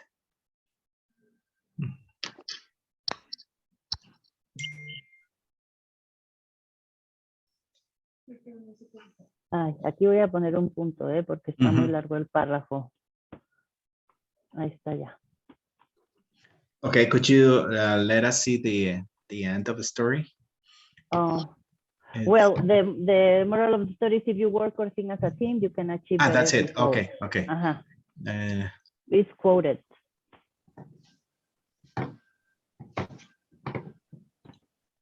Better goals, it says? If you work or sing as a team, you can achieve better results. Results, okay. Perfect. Sorry. Thank you so much. I really liked it. And you improved the writing. Mejoraron bastante la manera en que redactaron sus oraciones, ¿eh? Muy bien hecho. Thank you so much. Okay. Let's continue. Team number 4. Thank you so much. Another team, please. Who is ready? We are. Okay, Marta Jacobo. Thank you. Could you introduce us to your team? Yes. Well, it's Rocio. I'm sorry, I don't remember her last name. Rocio? I think, yes. Am I right? Jovita Prado, Herminio Pedrosa. Yes. Okay, Marta, Rocio, Marta Jovita. And Professor Blanca was also with us. Okay. Blanca Ruán. Okay. 1, 2, 3, 4 persons? Yes. Okay, go ahead. Okay. Oops, sorry. There. Something happened. Well, I'll just leave it like this. This is the story of two donkeys that were tied up together, but they wanted to go to different directions. This situation was a real trouble to them because each would pull to their preferred way. When they realized they couldn't reach their food, they thought if they walked together instead of fighting against each other, they would make it. Yeah, they agreed to work as a team in order to achieve their individual goal. At the end, they became aware that putting an extra effort to be more empathetic to one another could be the best way to have good results. The moral of this story, working together is better than working apart. Wow, perfect. The only correction I would suggest is in the first paragraph to make it plural, directions. Okay. And that's it. Congratulations. Sure. Thank you. Thank you so much. And there is still another team, team number 5, the last team. Would you like to present your work to share with the rest of the group?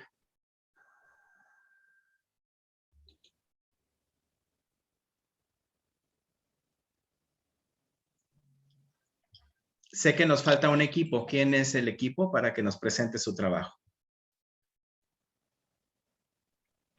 We our owner Rogelia has the material Okay, Rebeca Montalvo. Yes.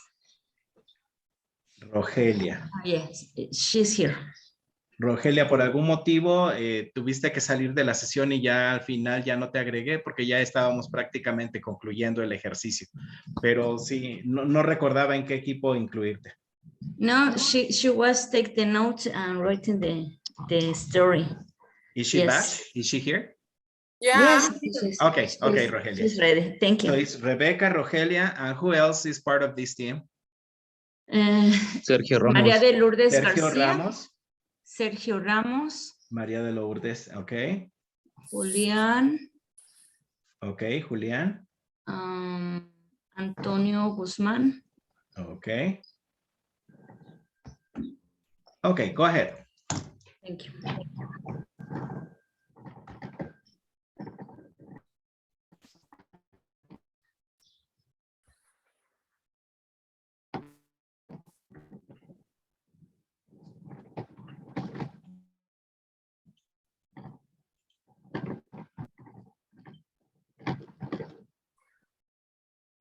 I wrote the story, but I don't have the material in order to present you because I can write on my laptop.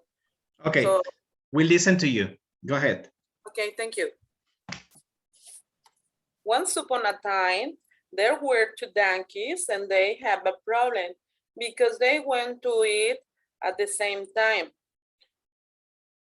So they tried and tried, but they couldn't achieve it. And they were tired and they displayed. So they sat down in front of them together and used its brain in order to solve the problem. Finally, probably, they decided to go other side and found the solution for its problem. And they were so happy because they achieved. So the moral is, when you work together, you can do all the things that work becomes easy. Or in general, we can say that when you work together, you can solve the problems. Perfect. Thank you so much, Rogelia. Make sure to share your notes with the members of your team. Okay? Yeah. Ok, acuérdense, todos este trabajo también lo vamos a compartir para que quede resguardado en nuestro Drive. Al final de la sesión le daré la palabra nuevamente a nuestra compañera Blanca Ruán para que explique esos detalles que algunos de ustedes han comentado de que han intentado subir todos los trabajos y ya no les permite subir todos. Sin embargo, otros sí lo han hecho. Entonces habría que ver cómo está de pesado el archivo que están intentando compartir, pero eso lo vemos ya como cuestiones técnicas al cerrar la sesión del día de hoy. Thank you so much in this moment. In this moment, okay, in this moment we will continue. Quiero que sigan tomando notas porque al inicio de la sesión estuvimos hablando de motivating students y tienen una tarea para el día de mañana donde van a presentar su ensayo. Ahorita les voy a presentar dos materiales que considero yo pueden darles ideas de cómo seguir trabajando este tema para enriquecer su ensayo de mañana y en el proceso seguir aprendiendo mucho sobre cuestiones metodológicas y sobre el aprendizaje de un idioma extranjero. Ok, ¿estamos listos? I have a question, teacher. Yes, Rosario Catalán. Where can I get this kind of pictures like the donkeys in order to improve writing? Is there a website or something like that where I can get this kind of material? I don't know. It's a material that I created a long time ago. You created. Yes, okay. I went to a lecture, fui a una conferencia, and someone presented these ideas, and I really liked it. And the idea stayed in my mind. So I drew the donkeys the way I could, and I have used them ever since. Entonces lo que puedo hacer es compartirle nada más el archivo que tengo, pero realmente no sé de dónde lo podrían obtener. Ok, thank you. Yo lo vi en una conferencia hace muchos años y se me quedó grabada la imagen. ¿Por qué? Porque era una cuestión de trabajo de equipo y lo he utilizado cuando doy capacitación de trabajo en equipo.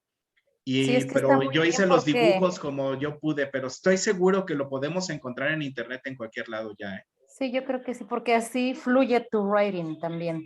Sí. Okay. Thank you very much, teacher. No, thank you. Thank you. Patty, adelante.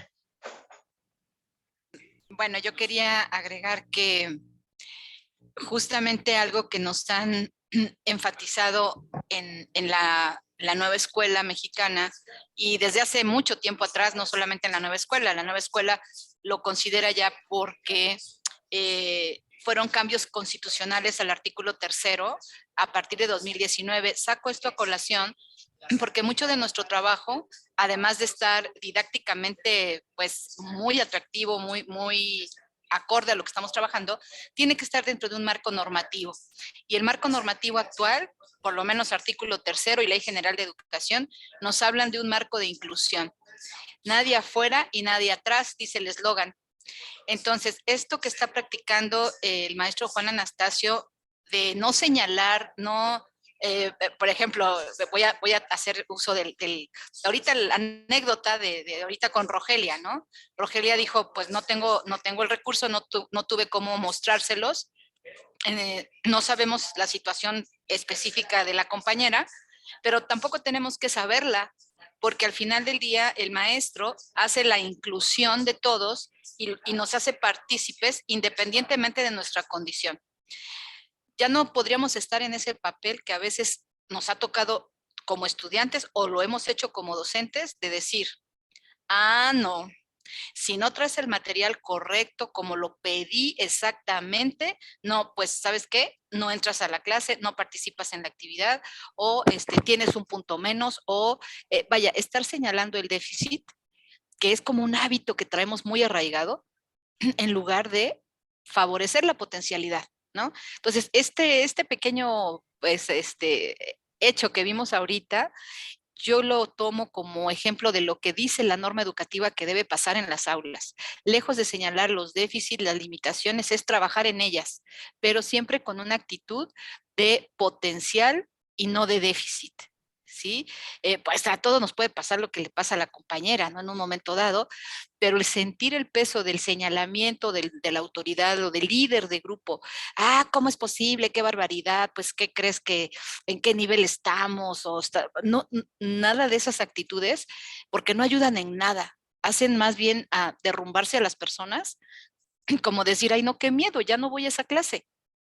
Entonces, yo creo que el hecho de tener competencia docente es equilibrar, fíjense qué interesante, lo conceptual, disciplinar, que bueno, aquí se nota el derroche del dominio, ¿no? Conceptual, gramatical, todo esto, equilibrado con lo procedimental, o sea, el know-how, ¿sí? Y equilibrado con lo actitudinal. Eso es lo que conforma una competencia. Y quien lo muestra, pues puede decir, wow, es un maestro competente, una maestra competente. Y aquí estamos viendo muestra clara de ello. Lo quise señalar y pido disculpas, Rogelia, por tomar la situación que se prestó. Digo, pues la agarré de que se prestó. Pero justo de eso habla el famosísimo marco de inclusión y desarrollo de competencias del que habla el marco curricular común. Nada más hago ese señalamiento. Adelante, adelante, por favor. Está padrísima la clase. Excellent. Thank you so much. Perdón, Miss Pati. Sí. ¿Algún material de ese estilo que nos pudiese compartir, el que usted menciona, del marco de inclusión, o dónde lo podemos encontrar?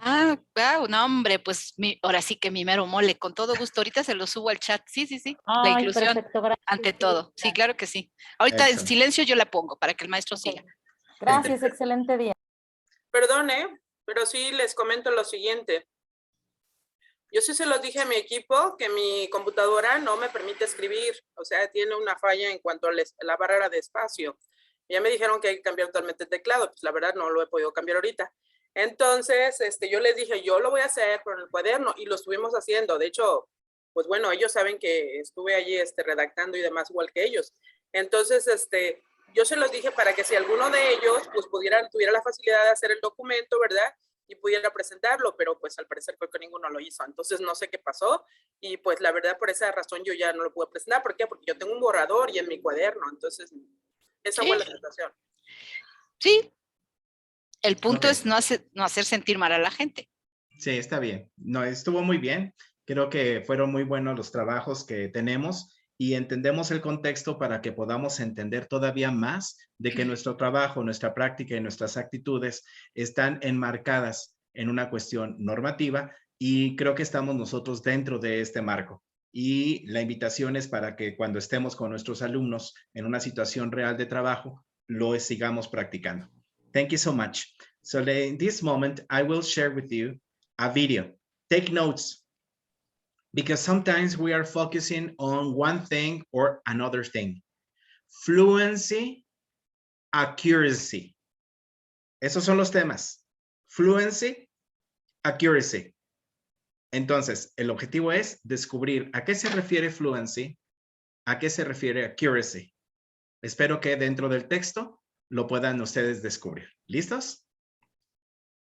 Les comparto un video que elaboré para esto.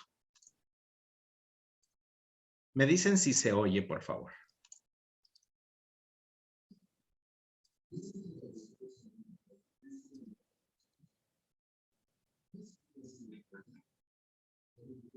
No se escucha, creo. ¿No se nada escucha? más se ve el video. Lo volvemos No. a poner y me dicen si en esta ocasión lo escuchan. ¿De acuerdo? Y puede apagar su micrófono para que podamos escuchar mejor también. A veces así me pasa en clase y así le hago y me ha funcionado. We speak with fluency.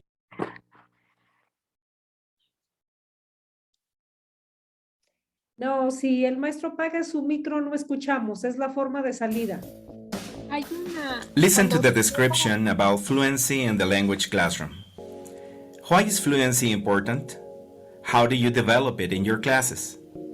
We speak with fluency and accuracy. Fluency is speaking at a normal speed, without hesitation, repetition, or self-correction, and with the smooth use of connected speech. Accuracy in speaking is the use of correct forms of grammar, vocabulary, and pronunciation. We should focus on the areas of oral performance most relevant to general-purpose learners of English at a basic level. These are maintaining and developing simple conversations on everyday topics, exchanging personal views and opinions, sharing experiences, collecting and passing on information orally, telling a short story or anecdote, giving a short talk, collaborating in getting something done in English. Because speaking is such a complex skill, learners in the classroom may need a lot of help to prepare for speaking. For example, practice of necessary vocabulary, time to organize their ideas and what they want to say, practicing pronouncing new words and expressions, practicing carrying out a task before they speak freely. The emphasis on fluency means the tasks involve the learner in using whatever linguistic and non-linguistic resources he or she has to the limit. Emphasis should be on activities which give learners the experience of using English in a realistic way, the chance to express their own ideas, attitudes, and emotions, the opportunity of using language for a purpose. In other words, learners need the opportunity to learn to communicate in English by doing just that in the sheltered environment of the classroom.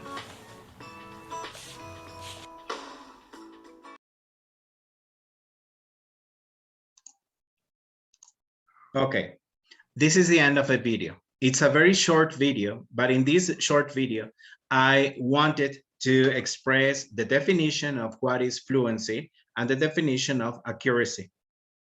Sometimes in real life, we should be focusing more on fluency, even though we make mistakes, even though we hesitate when we speak, because maybe we don't know the word that we need in that moment to communicate the idea.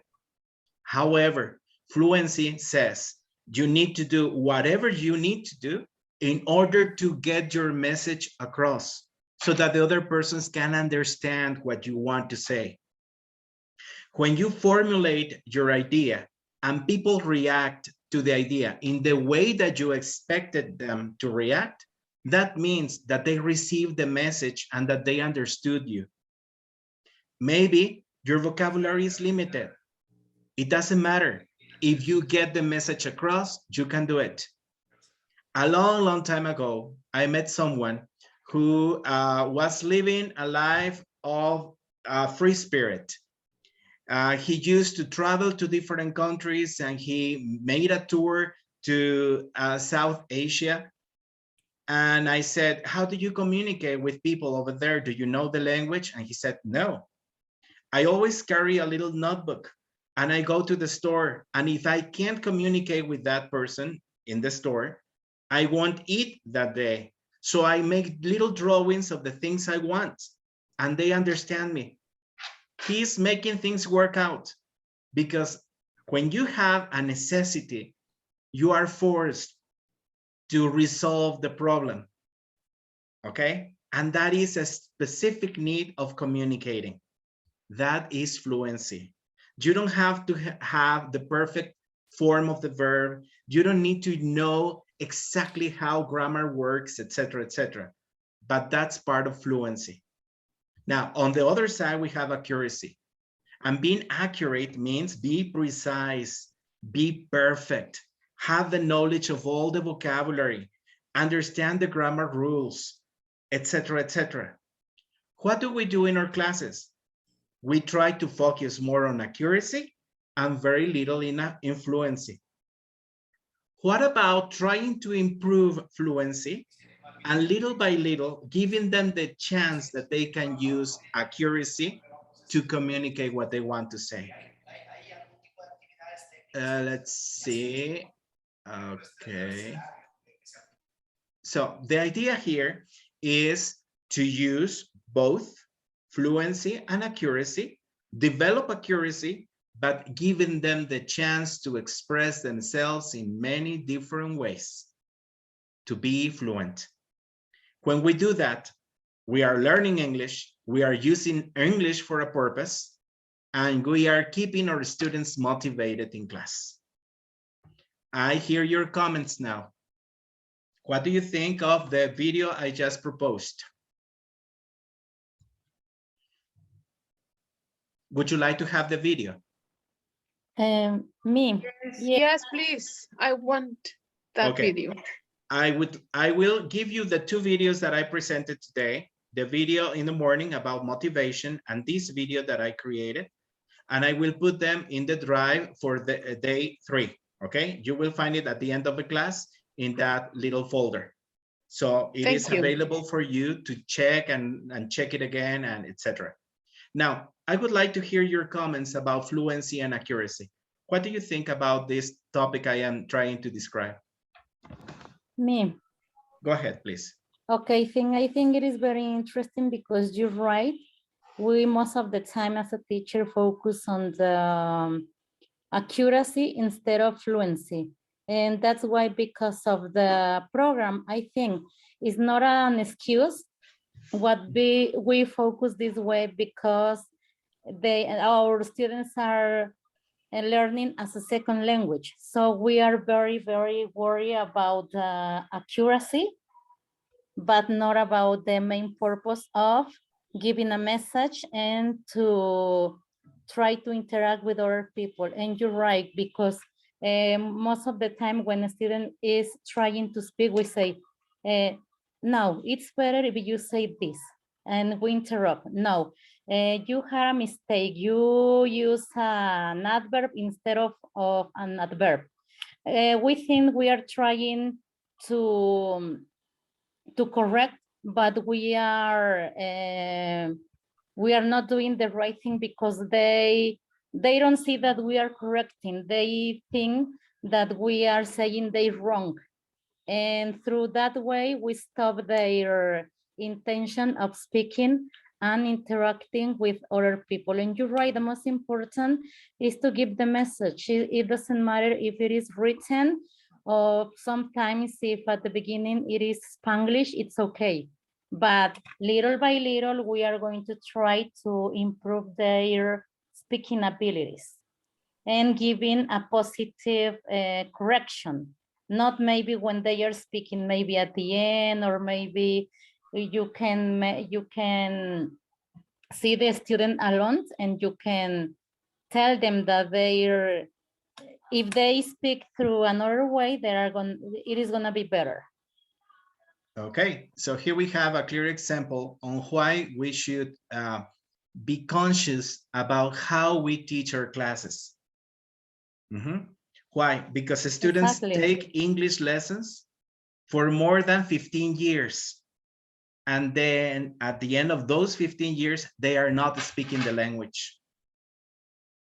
Right? Exactly. So And for that's a fact. example, That's a yes, fact. I used to say to my students that for example, you in your mother tongue, you start speaking when you are 1 year. And if they have been studying for a long time, maybe 6 years or 8 years, and they still are not able to speak, now is the time. Go ahead, don't be afraid of speaking in front of the class. It doesn't matter if you make mistakes. Excellent. Do it. Okay, so from the things that Rosario is sharing with us, I want you to think about this idea. The idea is called self-esteem, autoestima. The self-esteem of who?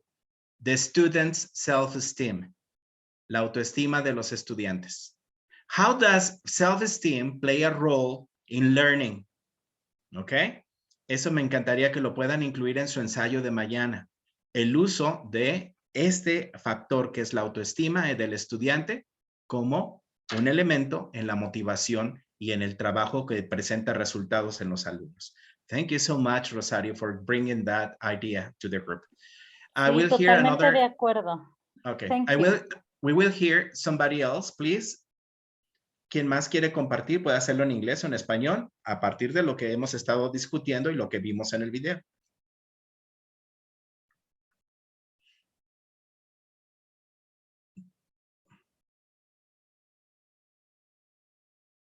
Bueno, podría parecer que no resultó de interés. Maestro, si me permite. Go ahead, please, Ruth. Lo voy a hacer en español. Está bien, maestra. Son temas muy interesantes. Rebeca, perdón, Rebeca, adelante. Sí, cuidado. Todas estas actividades nos hacen reflexionar, sobre todo ser empáticos con los alumnos. Estamos haciendo el papel de alumnos, pero a la vez asimilándolo como docentes. Muchas veces como docentes damos por hecho que el alumno ya trae todo. Y ese es nuestro error a la hora de estar trabajando. Y efectivamente, a la hora que trabajamos la parte de fluencia y toda la corrección gramatical, pues nos enfocamos más por la parte gramatical, dejando a un lado la parte del habla. Son actividades que tenemos que equilibrar. Y en efecto entran en juego muchísimos elementos que como docentes debemos de tener presentes todo el tiempo. Y sí entra mucho esa parte de autoestima que le debemos de dar al alumno, y ahí viene la parte de motivación interna. Sabemos que hay motivación interna, motivación externa. Nos enfrentamos ante una situación de jóvenes que traen una serie de problemáticas, pero precisamente aquí entra la educación. Como educadores es hacerles cambiar esas estructuras que ya traen, esas estructuras mentales de que yo no puedo, no quiero, no me gusta. Son esas barreras a las que estamos día a día. Y ese es el papel de la educación, de educadores, de cambiarles esa forma de pensar y facilitarles. Ahí viene nuestro papel de facilitadores, pero ¿cómo se los hacemos llegar? La maestra Blanca el día lunes mencionaba, la información la tenemos, aquí lo importante es cómo se las hago llegar. Nos está presentando un panorama diferente. Algunas las aplicamos tal vez con otra forma, otra actividad, pero lo importante es eso, estar renovándonos, estar retomando ideas que a lo mejor ya las sabía, pero no las aplico, o a lo mejor esta me sirve, o esto lo he visto así y me ha funcionado. Entonces, sí, son partes, todos los temas que hemos visto nos dan mucho elemento a reflexión, análisis, a poder aplicar, porque ahora que ya nos integremos a las clases presenciales, lo digo por experiencia, soy maestra también de educación básica, y el panorama es completamente diferente. Y sí les comparto mi experiencia, porque si vamos a llegar con la idea de que mis alumnos van a responder como las otras generaciones que he tenido, nos vamos a encontrar con una barrera tremenda. La experiencia me dice que como maestro no puedo seguir trabajando igual, porque de verdad las generaciones que les ha tocado esa transición de pandemia e incorpora, bueno, de lo que pasaron a lo virtual y luego incorpórate a lo presencial, vienen completamente diferentes. No vamos a esperar o no esperemos lo mismo que hemos recibido en nuestras generaciones, ni que ellos nos den las mismas pautas. Yo sí me llevé esa sorpresa cuando hice mi planeación. Pues vamos a ver eso, es así. Cuando ya me presento, cuando ya veo a mis alumnos, avanzamos el tiempo, sabes que todo lo que planeaste, quítalo porque no está funcionando. Entonces, esto que nos están compartiendo sí es de mucho interés y es retomar precisamente la parte motivacional, que es algo que nos vamos a enfrentar mucho, porque vienen así de una etapa de confinamiento, de un retomar, y en lo pedagógico, pues sí tenemos que estar preparados en ese aspecto. Y aquí, en cuanto a lo de inglés, pues también, si de por sí teníamos ya dificultades con nuestras generaciones para desarrollar esas habilidades comunicativas en otro idioma, ahora las vamos a tener mucho más, mucho más. Sí lo he visto con mis alumnos de primer grado, segundo de secundaria, que estamos en presenciales ya. Cuando en otras generaciones ya estaban activos, ya me daban más vocabulario, me manejaban esto, ahora es no, a pesar de que se ha compartido clases en línea o la educación a distancia, sí nos encontramos con esto. Igual nos vamos a encontrar a bachillerato, no vamos a poder tener la misma forma de trabajo. Entonces, estas son oportunidades que nos están, bueno, en lo personal, reflexionar y cómo ahora podemos mostrarles a ellos y cómo recuperar esas habilidades, y yo me refiero más a las cognitivas y emocionales o afectivas que tenemos que tomar en cuenta. Nosotros como trabajadores a lo mejor hemos estado activos, entre comillas, de un ritmo diferente, pero al alumnado sí le ha afectado muchísimo. Entonces, aquí en cuanto al video que menciona de la expresión de tanto lo gramatical como la fluencia, pues podemos ahí retomar estructuras nuevas para empezar a darles esa confianza y que ellos empiecen a exponer. Excellent. No, thank you. Thanks so much for those reflections. It's very important to share from your own experience. And let me tell you, Rebecca, not only the students have faced a horrible challenge in this new type of education that we're trying to give. Also, as teachers, we were not prepared to do virtual teaching, and we have been learning on the go, and it has been sometimes very tiring, very lonely and stressful. Now, for example, in my case, in Colegio de Bachilleres, Michoacán, we have students, we are working in a hybrid way. So half of the students come to school and half of the students stay at home. And I have to repeat the class twice for each team, for each group. I teach 6 groups of English 1. That means I teach 12 lessons, the same lesson 12 times during the week. It's tiring, it's stressful, it's boring, and I do it. And I try to be enthusiastic with each class because it's not their fault. And it's my job. So I have to do what I have to do with what I can, with the elements that I have. You are not alone. We are all suffering the same, but we must do something. Thank you so much, Rebecca. May I say something? Of course, Samara. You will be the last person to speak because we need to move on. So you have the floor. Yes, so quickly. No. Take your time. Take your time. We I have just want 6 minutes. to add something to what did you say, because as you did, we always give the same lesson many times, but also it's very interesting because it's different, because it's the same lesson, but it's different with each group, because all of them have like a personality as a group that give a different way to manage the lesson. So it's very interesting to work with that.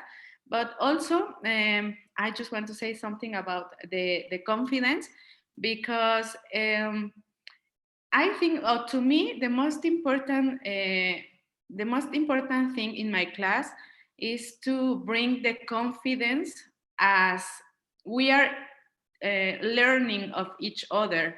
Me as a teacher, I learn a lot about them, and I try to they learn about a little bit about me and the English, of course. But it's important to feel that confidence to speak, to make mistakes, to learn about that mistakes, because the best way to learn is to do it and to commit mistakes, because if you don't have the opportunity to talk or to write, you are not going to know, you won't know if you are learning or not. So the most important thing to me, it's the confidence in the group, and to know that we are together and equal, somos los mismos, estamos aprendiendo todos de cada uno, y pues eso. Thank you. Thank you so much. I want to thank Rosario Catalán, Rebeca Montalvo, Patty Flora, Osmara Dominguez for having participated in this with your comments based on the video of Fluency and Accuracy. Now, the last material I'm going to share today is something that I use with every group I teach at the beginning of the semester. This is real material that I use with my students. Why? Because the very first class is about encuadre, the rules for the classroom, how to work, about the book, about the materials, about the grading system, how I will evaluate the whole class, etc., etc. The periods for exams. That's all the information. But I also give them a talk. Siempre les preparo un tipo conferencia en la primera sesión del semestre con todos mis grupos. And this kind of lecture, it's about why it is important to learn English. And it's a lecture that I give totally in English, but the material has translation in Spanish. In that way, they catch whatever they can, but they don't miss any of the information because they are reading the information in Spanish as well. Okay? So this is a tip I use. I give them talks, les doy conferencias of different topics, and I present material in English, but also with a translation.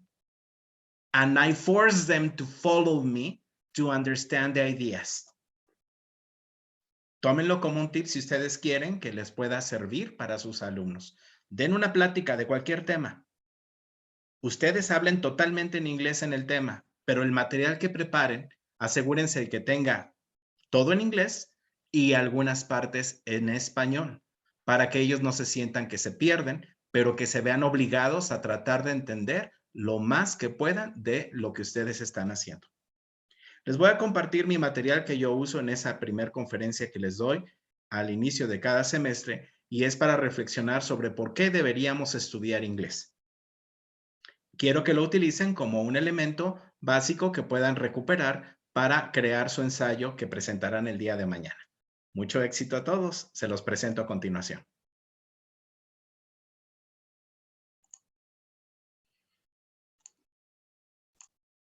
Okay. It's a PowerPoint presentation. And the topic is called The English Language as a Tool for Your Future. Now, And in this lecture, I want you to be conscious about why English is important. Why should you learn English? Let me share with you some ideas on why English is important. Here we have a Czech proverb, and this Czech proverb says, you live a new life for every new language you speak. Very interesting. You live a new life for every new language you speak. But if you know only one language, you only live once. So just imagine the possibility of living different times by speaking different languages. Why should we listen to English? Why? Because English is a universal language. The world has changed, and if you want to discover the world, you need to learn English.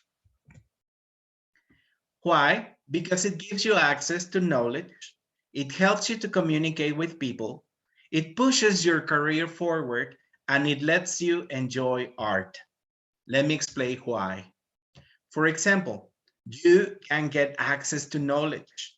Most pages on the web are in English. That's over 1 billion pages of information. Just imagine that.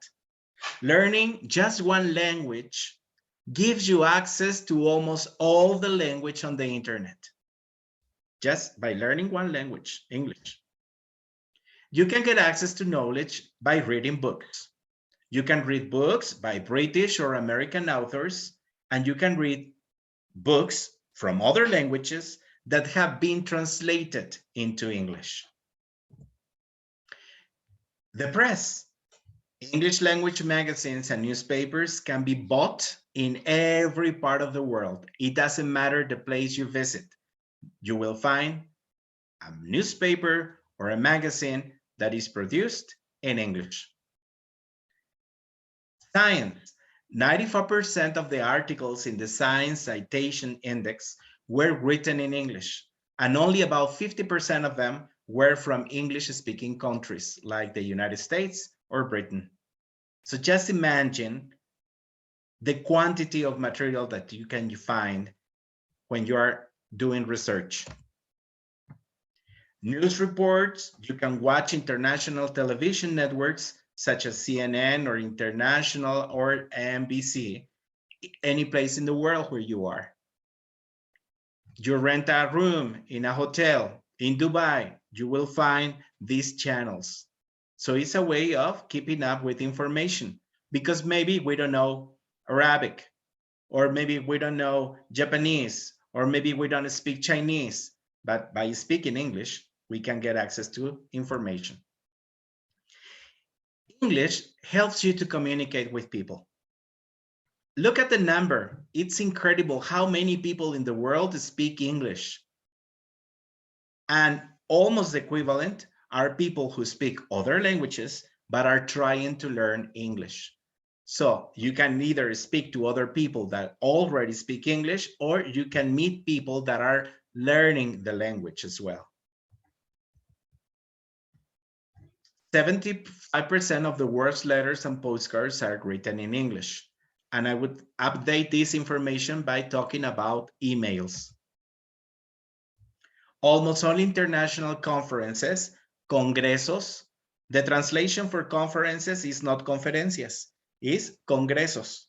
Una conferencia se dice lecture. Almost all international conferences and competitions are conducted in English. For example, the Olympics and Miss World contest. Diplomats and politicians from different countries use English to communicate with each other. And English is the main language of organizations like the United Nations, NATO, and the European Free Trade Association. There are always translators and interpreters that can help you. Yes, you can speak your own language, but when you speak English, it is easier to communicate directly to other people when you don't want intermediaries. You can contact people from all over the world. You can talk about your ideas and opinions on internet discussion groups. You can send email to interesting people. You can learn about their life and culture. This is just another way of being in touch. You can travel more easily.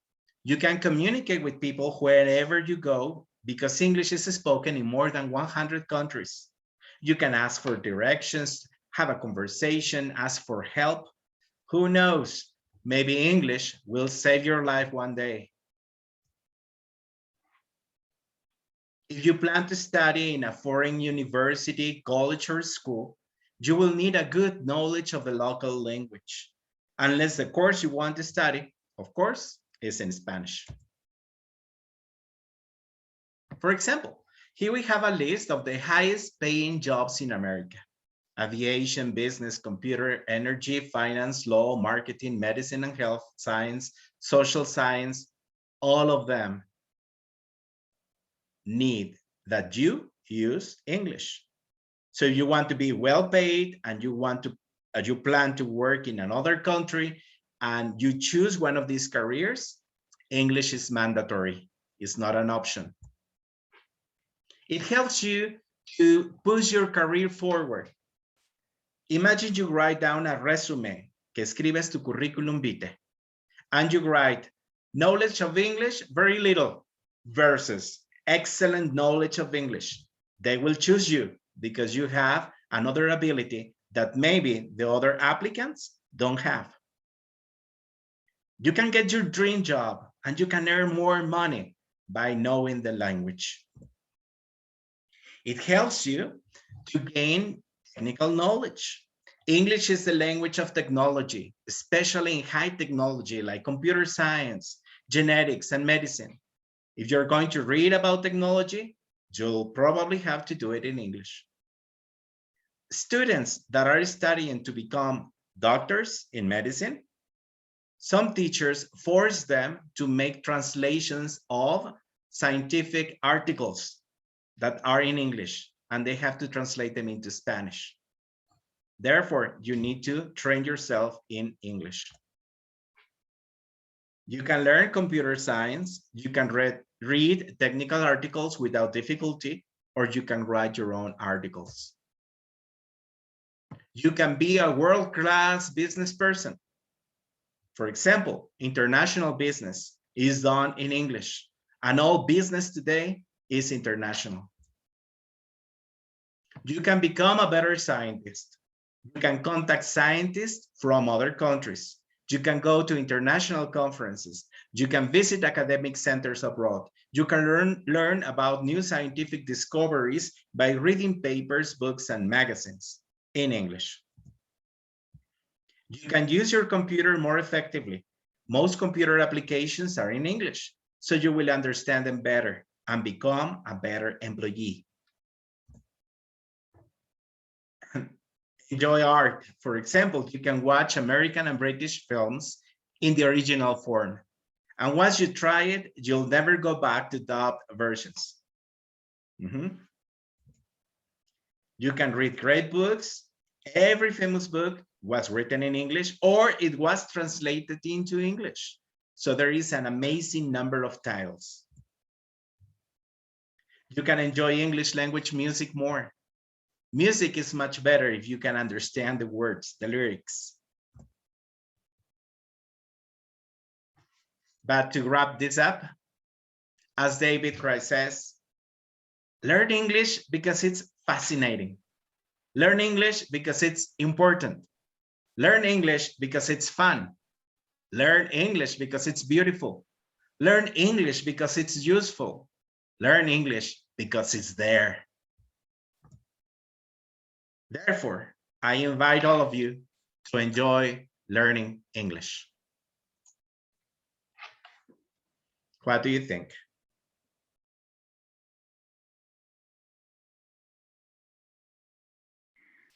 It's beautiful and very motivating. Yes, very, very good.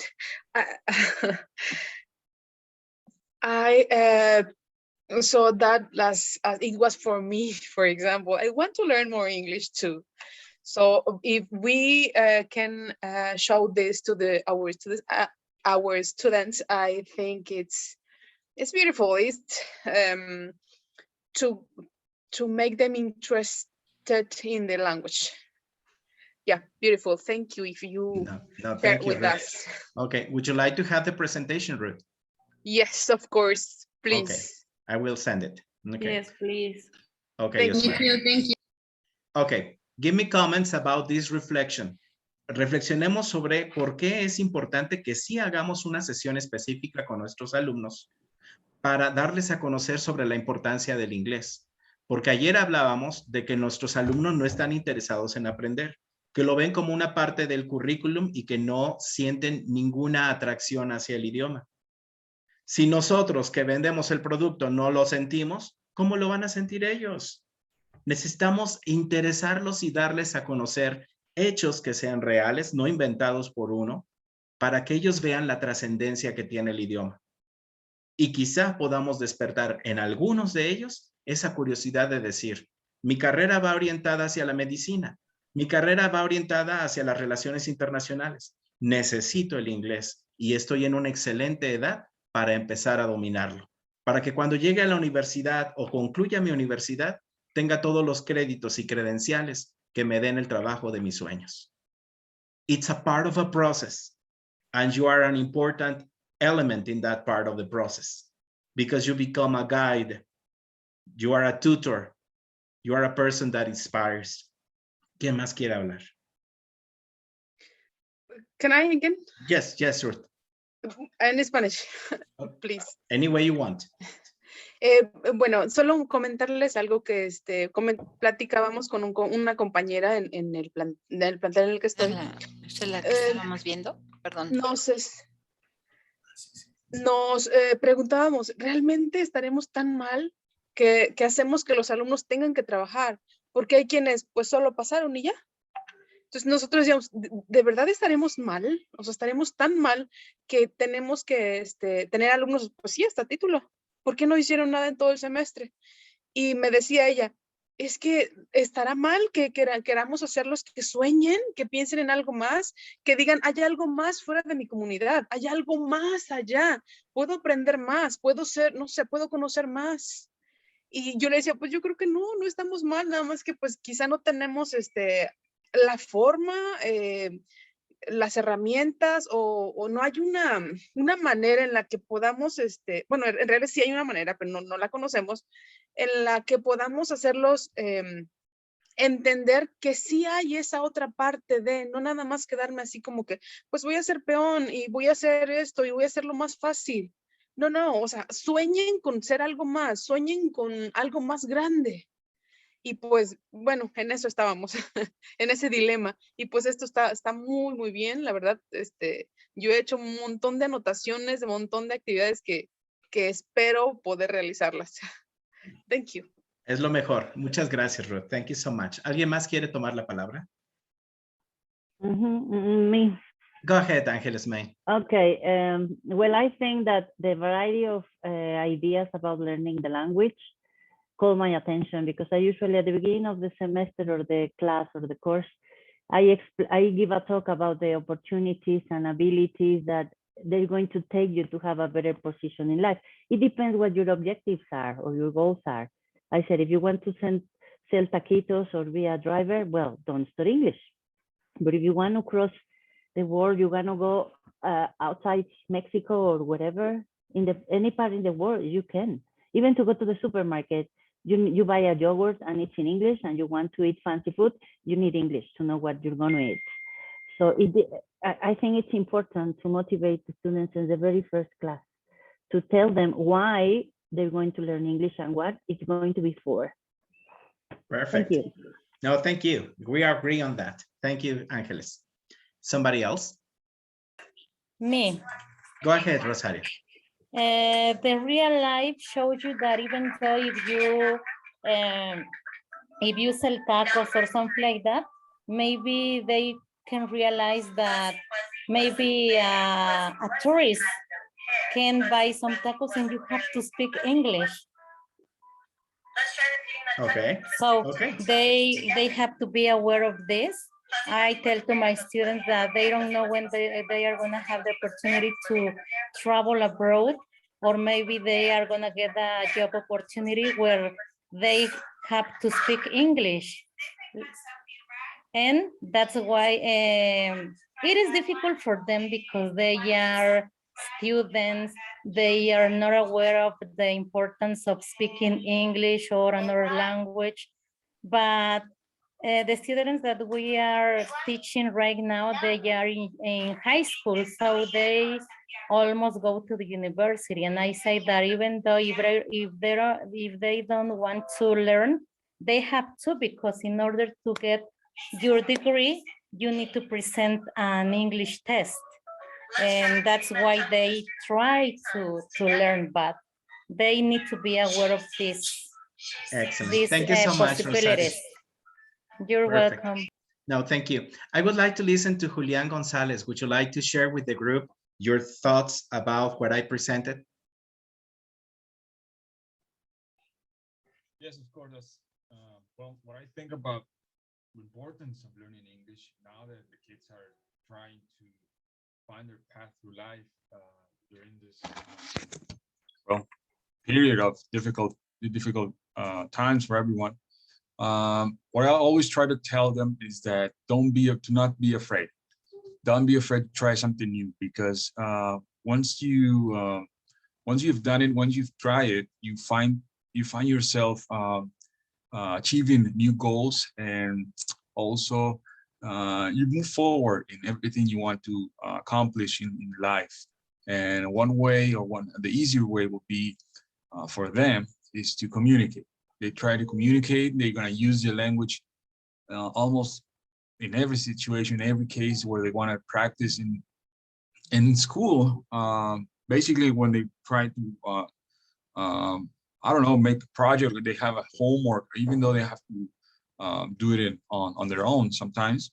Well, that will help them achieve a certain level of confidence by knowing they can understand, they can communicate, they can ask if they need any help. They can use it in every situation. And by now you realize that English is used in every part of the world, in every country, right?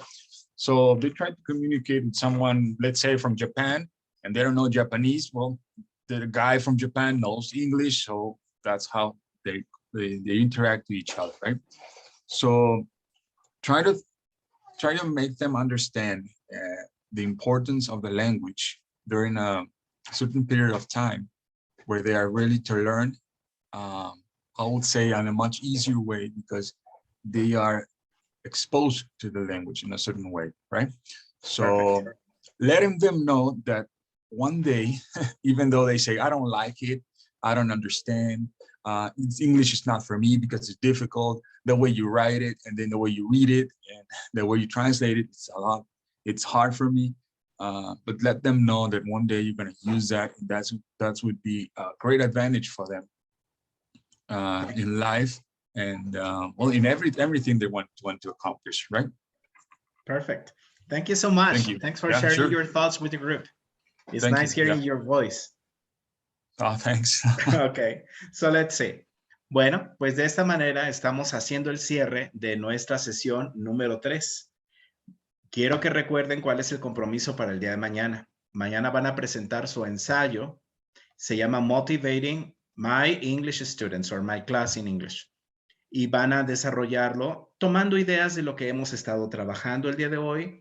Ya les compartimos, les vamos a compartir 2 videos y les voy a compartir algunos materiales. El PDF ya también se los puse en el chat, donde vienen ya ideas muy prácticas de cómo podemos trabajar la motivación con actividades de distintos tipos con nuestros alumnos, sobre todo interesándolos en aprender el idioma.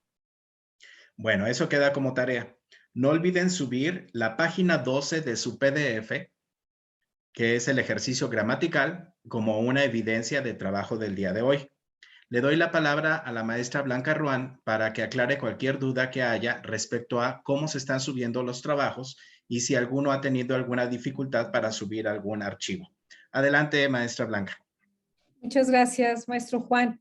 Miren, comentarles en primera instancia que efectivamente tiene que ver con el peso de los archivos. Cuando se sube un PDF es un documento ligero y no tienen mayor problema. pero cuando estamos hablando de videos, de presentaciones, el peso excede a la capacidad que nos permite el Google Drive y entonces eso hace que no se pueda subir. Si ustedes recuerdan, el día de ayer el maestro Juan les recomendaba que pudieran subir uno a uno sus tareas y eso, además de facilitar el que los puedan subir, pues facilita también la revisión, porque en el Drive que lo están subiendo, se genera de manera automática una tabla de Excel y por cada nombre de manera lineal, estamos leyendo y estamos revisando, se puede revisar sus trabajos. Voy a mostrarles un poquito para que veamos de cómo es que se está generando esta información. Permítame un segundo.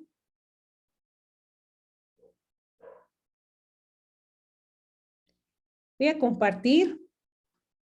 Hoy no les voy a presumir mi Candy Crush, por supuesto.